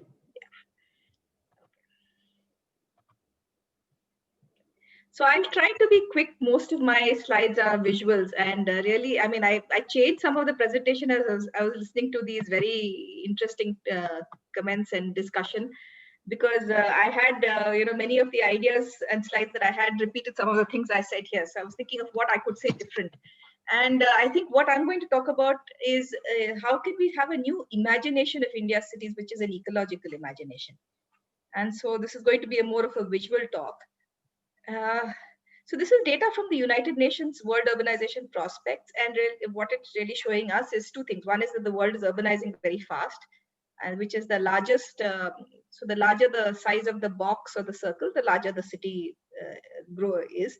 And then the reds and the yellows. That's for me the most fascinating, because where you have the fastest urbanization, which is the reds and the yellows, is very different from the places we traditionally thought of as urban. North America, Europe, the western parts of the world. And so we need to understand urbanization of the future in a way which is going to be very different from urbanization of the past, because as we know, Indian cities and Kenyan cities and cities in Laos, etc., are going to be very different from cities in Europe and the US. It's not to say that they will be identical to each other, but very different, certainly. And the 3 fastest urbanizing countries in the world at this point are India, China, and Nigeria. So just completely different. Even within India, the fastest growing cities are not the largest cities. So we are dealing with an urbanization that is very different in the future than it was in the past. This is just a nightlight satellite image from 2012. And of course, nightlights give us a picture of urbanization. I'd just like you to see the difference between 2012 and 2016. I'll go back again, 2012, at least there are some parts of the country that are dark. But by 2016, what do we have? Central India, parts of the Thar Desert. That's about it. I mean, really. So everywhere else is lit up. Even parts of the Northeast that were completely, in 2012 were very dark, are now fairly well connected. And we are now in 2020. We'll have lights across the whole country, except that Central Indian forest landscape and the Thar Desert. And the Himalayas are completely lit, for instance. So we have urbanization, as Tikendra was talking about, in places that have not experienced urbanization before. Now, we all know that these cities, all our Indian cities, have problems of waste and heat and floods and smog, and we can't afford to not to think about the environment, because these are some of the biggest challenges confronting us. So on the other hand, so our cities can't survive if we ignore ecology. But on the other hand, we've done studies that say that already 60% of India's protected areas are within 50 kilometers or an hour's drive of a city. So we are impacting conservation across the country. We can't continue with our protected area strategy, for instance. We are dumping waste outside cities. We're getting water from distant rivers. We're getting electricity, as Chikuma was talking about, from very distant locations. So cities suck up everything and spit out all their waste and impact hinterlands far beyond their scope. So India can't maintain rural well-being also without maintaining urban sustainability. But where are we getting our data? Where are we getting our imaginations of sustainability? We did this study which we published in Nature Sustainability, looking at a decade of work. So 2008 to 2017, what are the top cited urban sustainability papers internationally? And you can see the result here, dominated by North America and Europe and different Western countries. China is a peculiar case. Chinese scientists publish on Chinese cities and cite their own literature and use that to design their own cities. But leaving China out is an aberration, and I don't know whether to call it global north or global south. You have then what's left in countries like us. South Africa, 7 out of 1,000. Others from the global south, a motley mix with 27. And India has just 10 in the top 1,000 cited. It has 1,000 cited. We don't even have a percent. We have a 0.1%. So it's no surprise that we're getting smart city plans and consulting, like the previous talk was, Western international consultants coming in to tell us how to run our cities. And our cities have these kind of connections with nature. You have children from slums who play on swings in trees. In the heart of the city, you have grazing, you have dhobis, you have people who pray to trees. You have ladies like this lady in the slum. I'll never forget her story, where she had aloe vera in a very difficult situation behind the slum. No water, lots of snakes. And I said, why are you growing aloe vera? And she said, for people like you go to the parlor. For people like us, our garden is the parlor. So the aloe vera is what her daughter uses as a face mask. Okay? So our connections to nature, the point I'm trying to get at is, in this way, you will not find any of this in any Western-driven imaginations of sustainability. We also see how these imaginations are being lost from historical growth to now. So this is an image of the growth of Bangalore from 1537, that tiny dot when it was founded as a market town, to 2007. But if you go back even before, you can take villages and inscriptions on copper plates, and they're there from the 6th century onwards, but just for ease, I'm only focused on the Hoysala dynasty. Bangalore is an unusual old city because there's no permanent source of water, no coast, no large river, and very little water. It's in semi-arid zone. So people constructed the lakes that Bangalore is so famous for, but as we all know, these are constructed lakes. They came in, scooped out the mud and created these depressions, which were rainwater harvesting structures. And I'm talking about the Hoysalas here because that's when the major spurt in lake growth happened. And they also were interconnected. So they saw this hydrologically, so that water overflowed from the higher point to the next point to the next point, and divided Bangalore into actually 3 basins. Of course, there was no Bangalore at this point, but the region was actually 3 basins that flowed in different directions. This is an inscription that tells us how they did it. Having cleared the jungle, leveled the ground, built a village, constructed a lake, removing the sand, named the village Vachidevarpuram, and granted to Vachidevar, the god, the lake and the wet and dry, that is the irrigated and non-irrigated lands adjoining it. I'm trying to stress as imaginations in this talk. And these are the kinds of imaginations. They were not constructed only by kings. They were land grants given by kings or tax benefits conferred by kings, but the people who constructed them could be, for instance, there's a Suli Kunte in Bangalore, which Suli means prostitute in Kannada. And so you can see all kinds of people with all kinds of sacrifices built these lakes. Why? To benefit local communities. A woman might have, and she has an inscription saying, for the support of animals, cattle, birds, and all other living beings, and the service at all times of the goddess Ganga. Somebody built it for her husband and relatives to get merit. Somebody built it so that dharma might be to his father, right? So they are building this for the community, for sustainability, for a long period of time. And when they build it, there are land grants in there, and the land grants are, I found them very interesting. This inscription comes in, I mean, this text comes in inscription after inscription. The village consists of the tank and all the wet and dry lands, including the wells underground and the trees above ground. Which survey document of today or post-British times will talk about trees above ground and wells underground as part of the survey? First thing you do is you level everything, fill in the wells, fill in the marshes, blast. If there's rocks, you blast the rocks. There's trees, you cut the trees. We're looking at land as a survey and a property with an economic value. We are not looking at the life-giving wells underground and the trees overground. Take that a bit forward. Of course, there are times, so that Bangalore goes through a lot of changes between Kempegowda. I don't have the time to go into it. There's a beautiful poem from Shahji's time. So Shahji was in charge of Bangalore, which talks about Bangalore as a city of lakes. But after that, you see where Bangalore in maps for the first time when the British took over in 1791. And you see that it is a semi-arid landscape. There are very few trees. And the trees are only those along the roadsides or in orchards in neat little squares. These are largely fruit orchards. There are lakes though, because these supported people. As more and more people came in, you had more and more trees and more water bodies, because that's the water that supplied the people. But by 2015, what do you get? You get a Bangalore that is planted with many more trees. It's getting a hot, it used to be well known for its climate, but it's becoming far hotter. There are more trees, but what happens to the lakes? I'll just go back to 1888. And now you see 2015. One lake, Alsur Lake, in the heart of the city. And you'll see even Alsur Lake in 1888 is twice the size. Half of it has disappeared by the time you get to 2015. So what happens? What happens is by 1890, between 1889 and 1892, two things happen. One is that there's no more land available to construct lakes in the heart of Bangalore. British have built a few Miller's Tank series, Sankey Lake, but Sankey comes in and says there's no more land. People are living everywhere else. The other thing that happens is that Bangalore has a prolonged drought for 3 years, and they decide to get in piped water. Originally, they were only supposed to get piped water for certain areas, but they decide to bring piped water to the whole city. So the entire city moves away from getting local water supply. And immediately you see a change in the rhetoric in the archives. Now, lakes are talked about as malarial cesspools, wells are contaminated. In fact, during the plague after that, people even started throwing corpses in wells to escape notice so that they weren't being carried away to quarantine camps. And we know that's changed the imagination. If you have a well in your house or in your community and you throw a corpse in, even if you clean it up with potassium permanganate or whatever, you're not going to use the well, it's defiled. So essentially, our imagination of water goes away. What happens now though?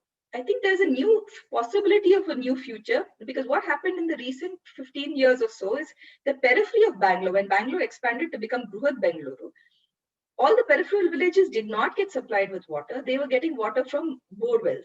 And we know tankers have doubled and tripled in price in the past 10 years. You don't get them in the summer.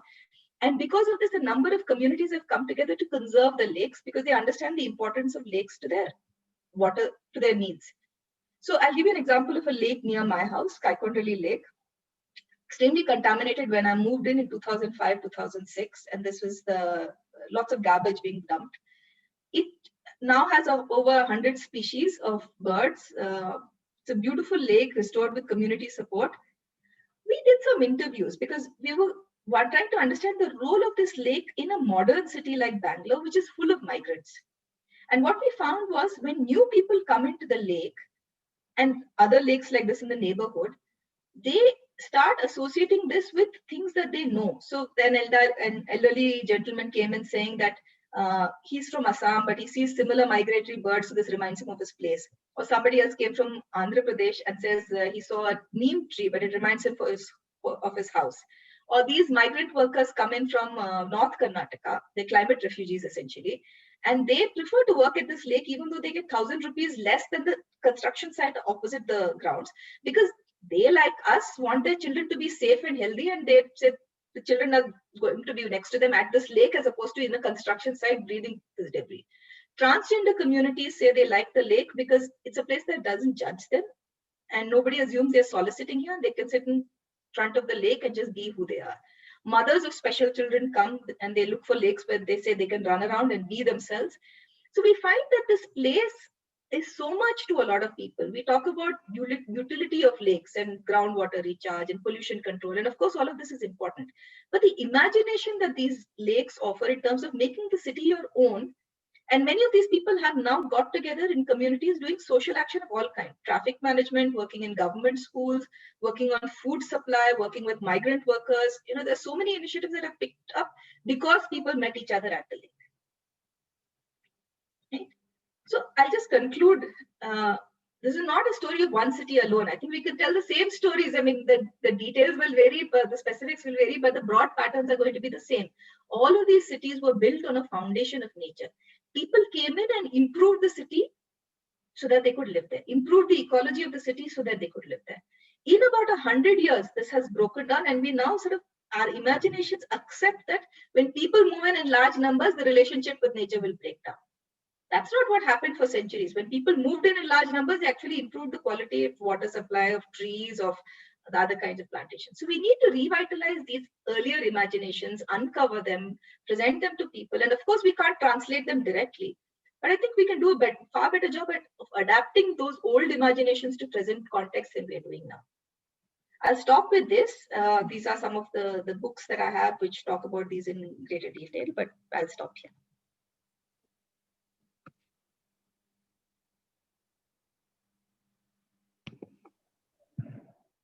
Thank you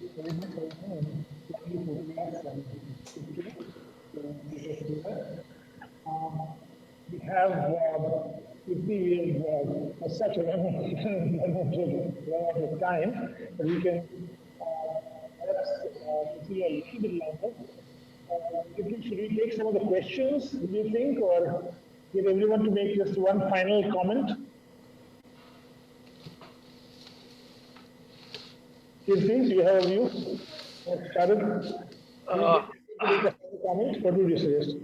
Karthikeya, what I suggest is this, that yes, we already have done 2 hours, 7:30, and it's not a mismanagement of time, this is a good management of time, because this has been absolutely remarkable session. I really see 2 ways of doing it. One is don't worry too much and extend by another 15-20 minutes because unless someone has an emergency, has to go, but I think let's do that. Second thing is this, that there must be, it's such brilliant presentation, there must be large number of questions and answers. We may not be able to deal with most of them. So I said 2 or 3 key questions, which have come up. Let's handle them, and then we would try and kind of wrap it up. I have to kind of share a few things, which I will do very quickly, but I suggest that we extend 15 more minutes, 15-20 more minutes, and go ahead and sacrifice or cut down from the question answers to an extent, because we just don't have an option. Well, thanks, Kirti. I think, Radhika, can someone just look at the questions and out what those couple of things are? In the meanwhile, I thought what was very interesting, Kirti, I felt, was how so many of these discussions actually relate to one another.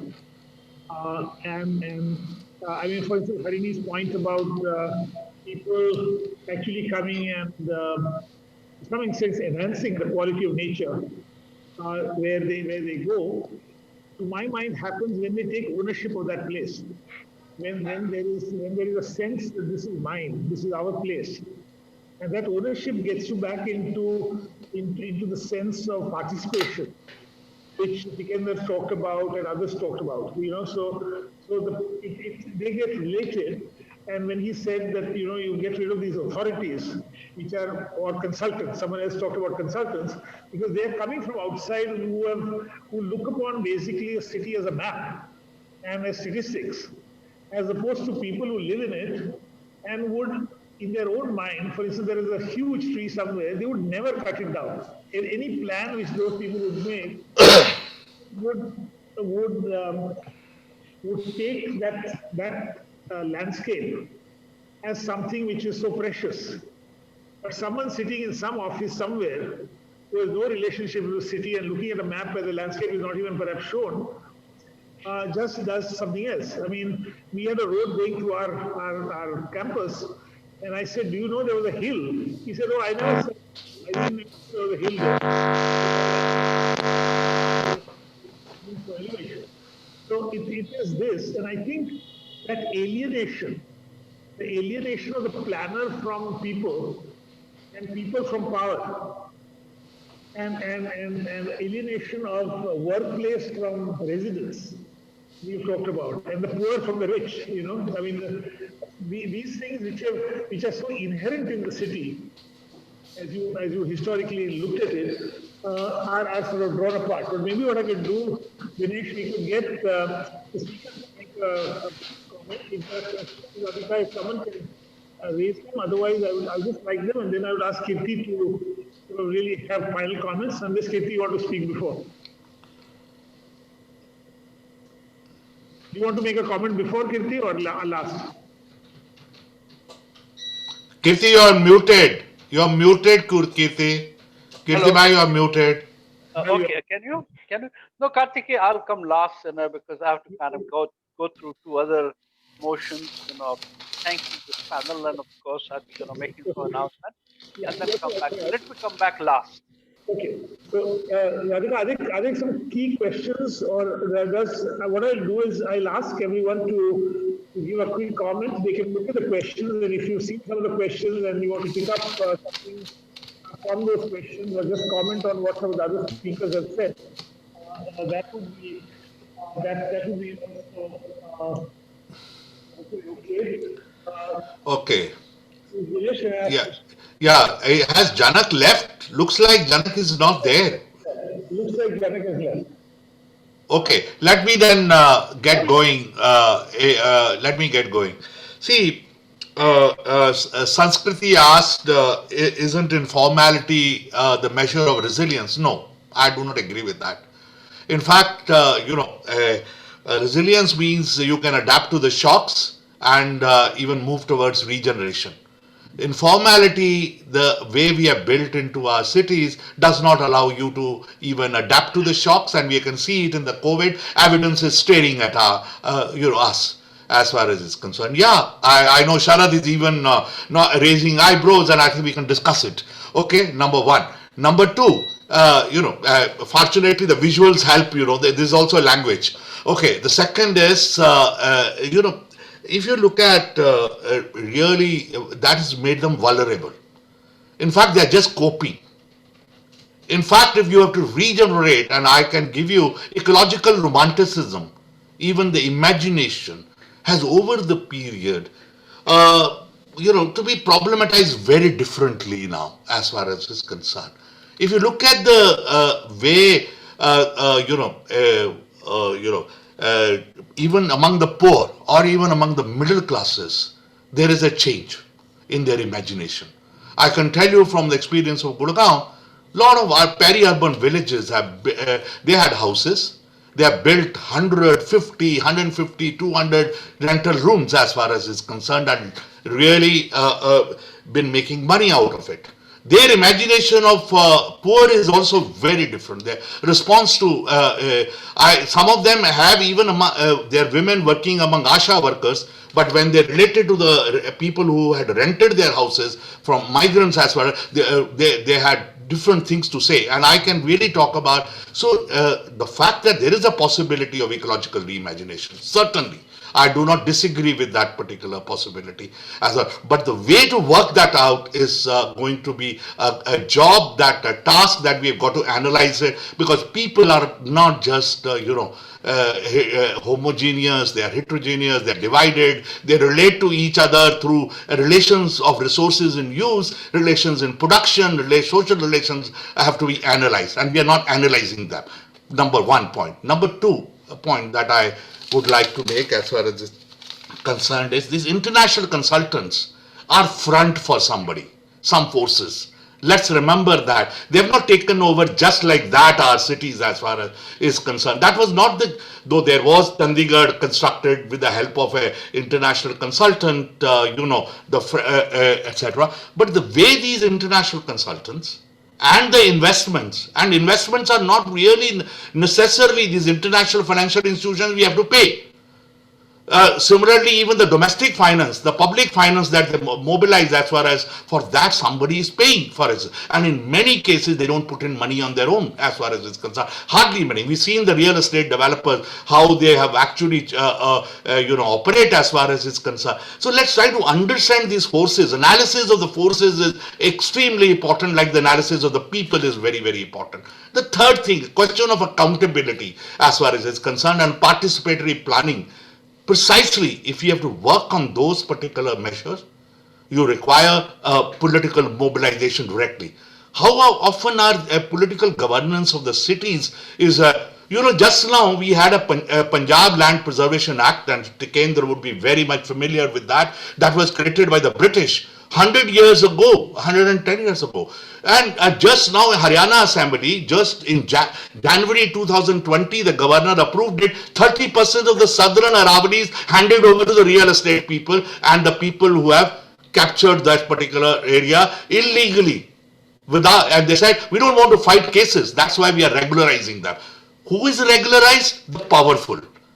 So if you want to create a counter hegemony and challenge their domination as far as it's concerned, let's understand that there will be a counter power structure which will have to be created. Structures will have to be changed, regimes need to be changed, and there are concerns with regard to that. There is evidence with regard to that. We have to discuss that in case we want to actually succeed in reimagining the cities, realizing some of the strengths of the past as well. But even in the past also, remember that there was a caste system. There were every village in this, if you want to look back, cities reproducing all that. I just pointed that out. And I think we're not taking into account. We're building sometimes imaginations on the basis of ground which is not really solid. And I think we need to take the solid ground and really understand the task and the challenge, the complex challenge that we have. We have to defeat the forces which are looking for cheap infrastructure, cheap capital, cheap labor. And that is to be defeated. Your local self-governments, your municipalities are all prisoners of that. They pass all those projects without even asking any major question to it, because they do not have any ability to now mobilize revenue. If I come to Texas, the finance situation as far as is concerned is pretty bad as far as concerned. I wanted Ravikant Joshi to really come in at one particular point of time, but we, he is in US and we just couldn't work out with him. And I'm sure that when we start looking at the financing question of urbanization is concerned, so many challenges that we will start discovering. It's all interlinked challenges. That's all the point that I want to make. Thanks, Dinesh. I really wish you should always plan 1+1 seminar on each one of the topics. Shikumar, can I ask you to comment, make a last comment on other things you heard and things? I was interested because you started very much with the supply side, and then you went into some of the demand side issues, which were very much what much of the sustainability discussion is. And also then you would want to link it to the planning side. Because the demand side, one is of course behavior, one is technology, but another thing is that if the planning of our cities was dramatically different, that itself would decrease the necessity, I suppose, for energy. And anyway, these are discussions which we'll have. But Shikumar, just a final comment. And then I'll be very brief. I understand what you say. Ultimately, we have to start from the demand side. Supply side is important because it causes a lot of harm. From that point of view, we have to really see how to minimize harm.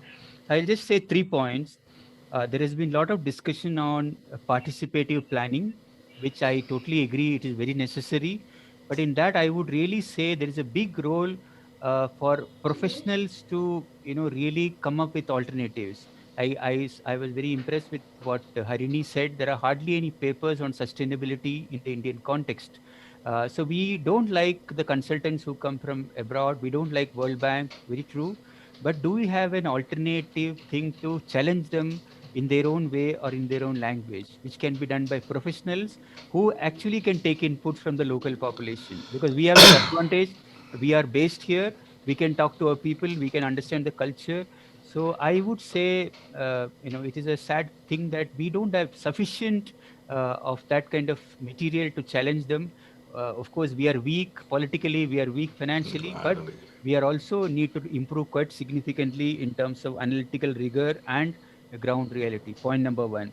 Point number two, in the energy and electricity context, even though I said city government has nothing to do with it, ordinary people relate to city ward member or panchayat member quite a bit, and they expect them to solve many problems. So I would really pressurize those members to be the representative of a group of people. So it is because they can represent the people's problem to any other person, a state government or a company.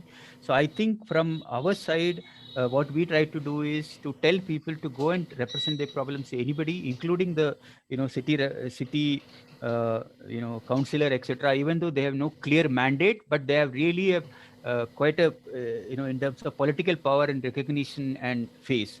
The third point I want to say is that whatever be the bad things about city is really a place where we can try out innovations, because it has resources, it has innovative people. Whatever we want to try alternatives, like there was a discussion about water supply scheme which removed jaundice. It's a wonderful thing. Similarly, if you want to take solar for ACs, because the large demand of city is ACs, and AC is needed when the sun shines. So why can't all the ACs in the city be run by solar power? Let the technology stabilize, let the engineering stabilize, let everything stabilize in the cities, which really becomes a very useful thing to elsewhere. Similarly, whatever the bad thing that has happened, what is happening in the system, there are many bad things happening in the cities, including the kind of transport that is being promoted, or the kind of luxury use that is being promoted, how they can be countered the city, so that that becomes an example not to use, whether it is big malls or excessive energy spent in advertisement. The metros that are being planned, they are more planned for shopping and those kind of a thing rather than public transport. How we can counter this kind of wrong thing that is happening in the city, so that it doesn't get replicated in tier 2 and tier 3 cities. I feel there is a need to do these things. I would say just these 3 points, and thanks a lot for all the inputs that I got.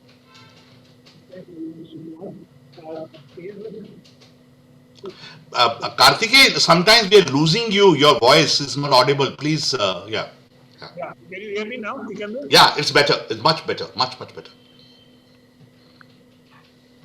I don't think I have anything to say because there were a few questions directly asked to me, and I've replied to them in the chat box.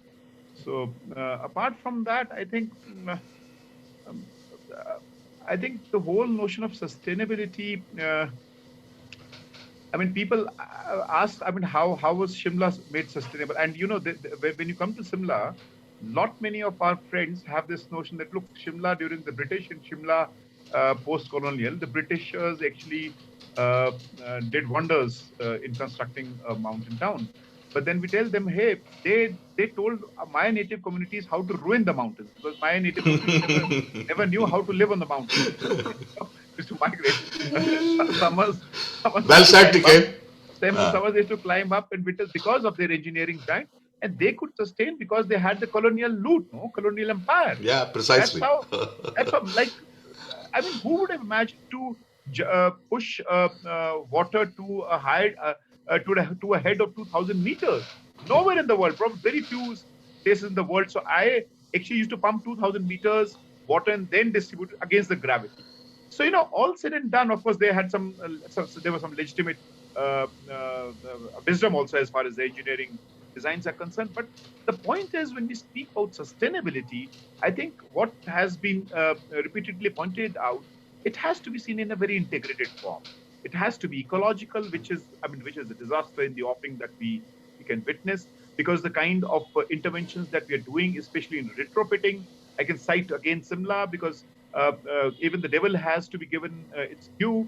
The kind of landscape that was done, we had catchment areas, and catchment area meant you cannot really construct in those catchment areas, and that's why you had very good quality water flowing from that, and then you had the drains being constructed in such a way where you have embankment instead of gushing water. But we have this ADB so-called beautification project, which has completely ruined, the kind of infrastructure that was developed.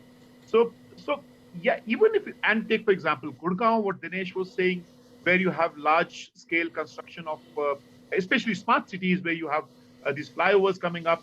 And by the way, there's a very funny anecdote which I shared. I wrote the vision document for Patna as well, and then who's the former chief secretary? I said, "Sir, will anybody own this document?" He said, "Forget about the document. You just write the document."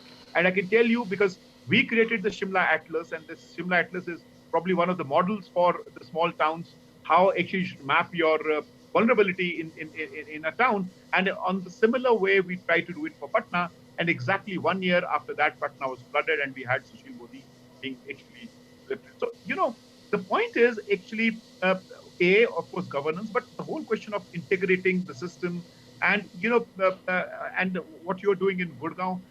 We have completely ruined our natural water flow and natural water resources, where we've brought in. So I think these models do not sustain. And the whole question of urban commons. Urban commons are part and parcel of livelihood of the common people. And if those urban commons are robbed, like we've seen in Gorakhpur, large number of those water bodies are gone, actually we find further marginalization of the people. And of course, going back to the political economy. But the point is, how do we, where is the prick? Where do we prick? Actually, I don't have solutions for that, frankly speaking. I think I'm in the learning process, trying to do something here, something there. But to say, yeah, of course, what Dinesh said, in one of these webinars, we want, oh, okay, revolution, but where is the revolution going to come? We do not know about that. But the point is, because this cannot sustain. It really jitters. You can't sleep at night. When we actually when we actually talk about all these issues, because actually it's a serious challenge. It's a very serious challenge. Let me tell you, the poor and the marginalized, the political, and I think it is all integrated. Then we have some solutions that we find. For example, what we did in Simla, but I think these are all piecemeal approaches. And what Barcelona was able to do, for example, when they gave the slogan "Let's win Barcelona," okay, when they created all the entire smart. But do we reimagine Barcelona and to do something here? I think where do we actually intervene? I think so. So maybe there is ambiguity, and I want that ambiguity to continue, so that we actually work more cohesively and try to find solutions, which I do not know what those solutions could be. But definitely the way and the form in which we are heading is a disaster. Thanks, Nitin Singh. Harini, would you like to make a final comment before I hand it over to Kirti? Just to, I think, bolster what Dinesh said, I completely agree with the fact that what we thought of as community activities before was built on fairly horrific conditions of caste and gender inequities. So we simply can't take what was in the past and transplant it into the future. We have to think new and question looking at elements that one takes from the past and bring them to the future, and how does one work different kind of inequities, which are now between, for instance, outsiders and insiders and all kinds of other things. So I think that's a formidable challenge and something that we still have to address. I just add in one thing that I think is a reflection for me. I always struggle with how you deal with sustainability in cities. It seems large and overwhelming. And the way I look at it is that it's a path and not a final end.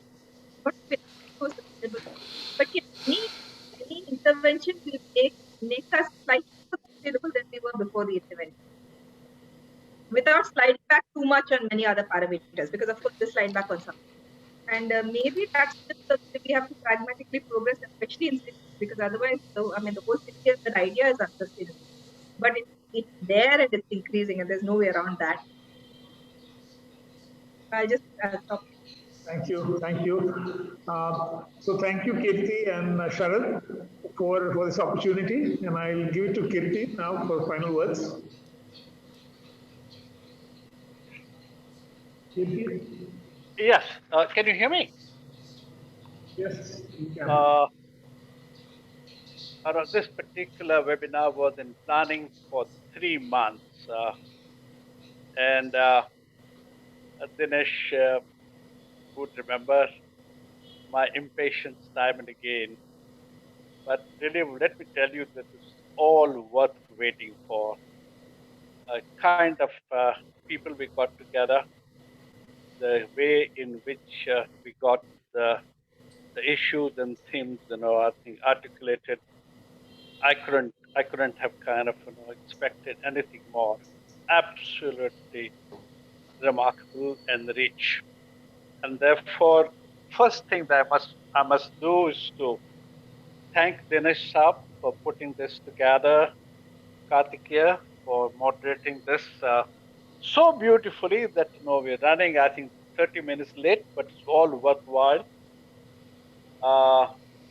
Thank you, Sri Kumar Saab, I think, for coming in and I think giving a very remarkable perspective on electricity. Some of the things that he talks about was learning for many people. Janak Saab, you were there earlier. And once again, you brought in the whole idea of how badly we are managing our cities. That's the kind of theme we are talking about too. Sikandar Saab, unbelievable, I think, your passion. I was telling you, remember last time we were together, I was telling after the meeting, I said, if we find 10 Sikandars in this country, we would change our cities dramatically. I think, honestly, I really meant it. So remarkable. And I'm going to talk to you tonight or tomorrow.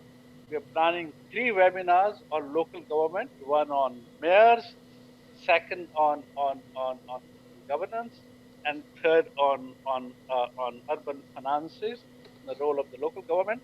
I'm going to reach out to you and seek your guidance into how do we go about doing it. And thank you, Harinidji, for coming in. We approached you very late. It was very kind of you to have said yes. And of course, you've been simply remarkable in what you said. There's so much to learn. So thank you very much to this entire panel and for this remarkable, rich presentation. I want to kind of share something, and therefore let me finish my obligatory mandatory role first. And that is, of course, having thanked the panel members. Let me kind of tell you the next webinar takes place on, which is the 30th of the series, takes place the 9th of this month. And it's once again on a very interesting subject. It's on cooperative housing for slum-free cities in India. Is being moderated by Hunushala. And we are looking at what happened in Uruguay in terms of examples of learning. And 9th is not far away. Kindly, if you could find time, if this is a subject that interests you. I also must thank my colleagues in Studio in Half for this remarkable work they've been doing now for the last 6 months. I was telling someone that this is all being managed by Amit Shaw's young professionals. And in the last 6 months and 30th webinar, we haven't lost a minute in terms of mismanagement or system not working. So thank you, my entire team, Radhika, Shimal, and everyone, Hariharan Saab. What I want to do is, even though it's very late, and I was the one person who must say, I will not take time.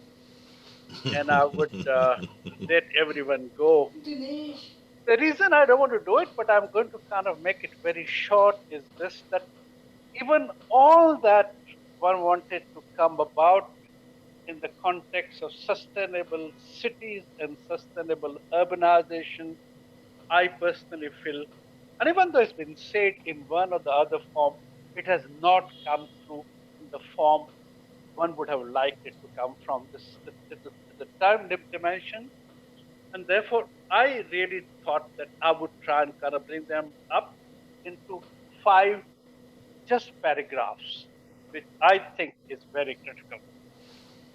And I want to start with Pope Francis's encyclical. I'm sure everyone has heard, everyone has read about this. And when he talked about this encyclical, he was talking about climate change, and he was talking about sustainable world. And what he said was absolutely stunning. He said, he called for bold cultural revolution to correct a structurally perverse economic system where rich exploit the poor. And then he added, both the cry of the earth and the cry of the poor must be heard.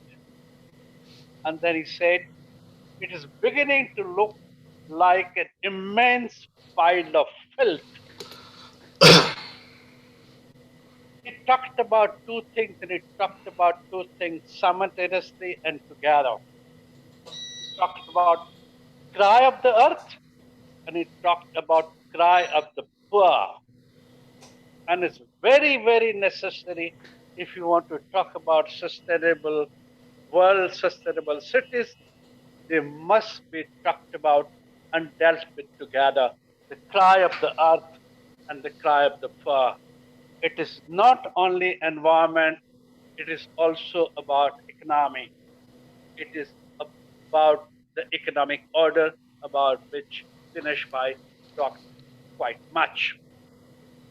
Second point I want to mention in the context of urbanization is this: that viewing urbanization in cities in the sustainability framework and what it entails in form of fundamental and far-reaching changes in the way we think, where we live, where we produce, where we transact, and where we relate, something of a revolution is indeed called for.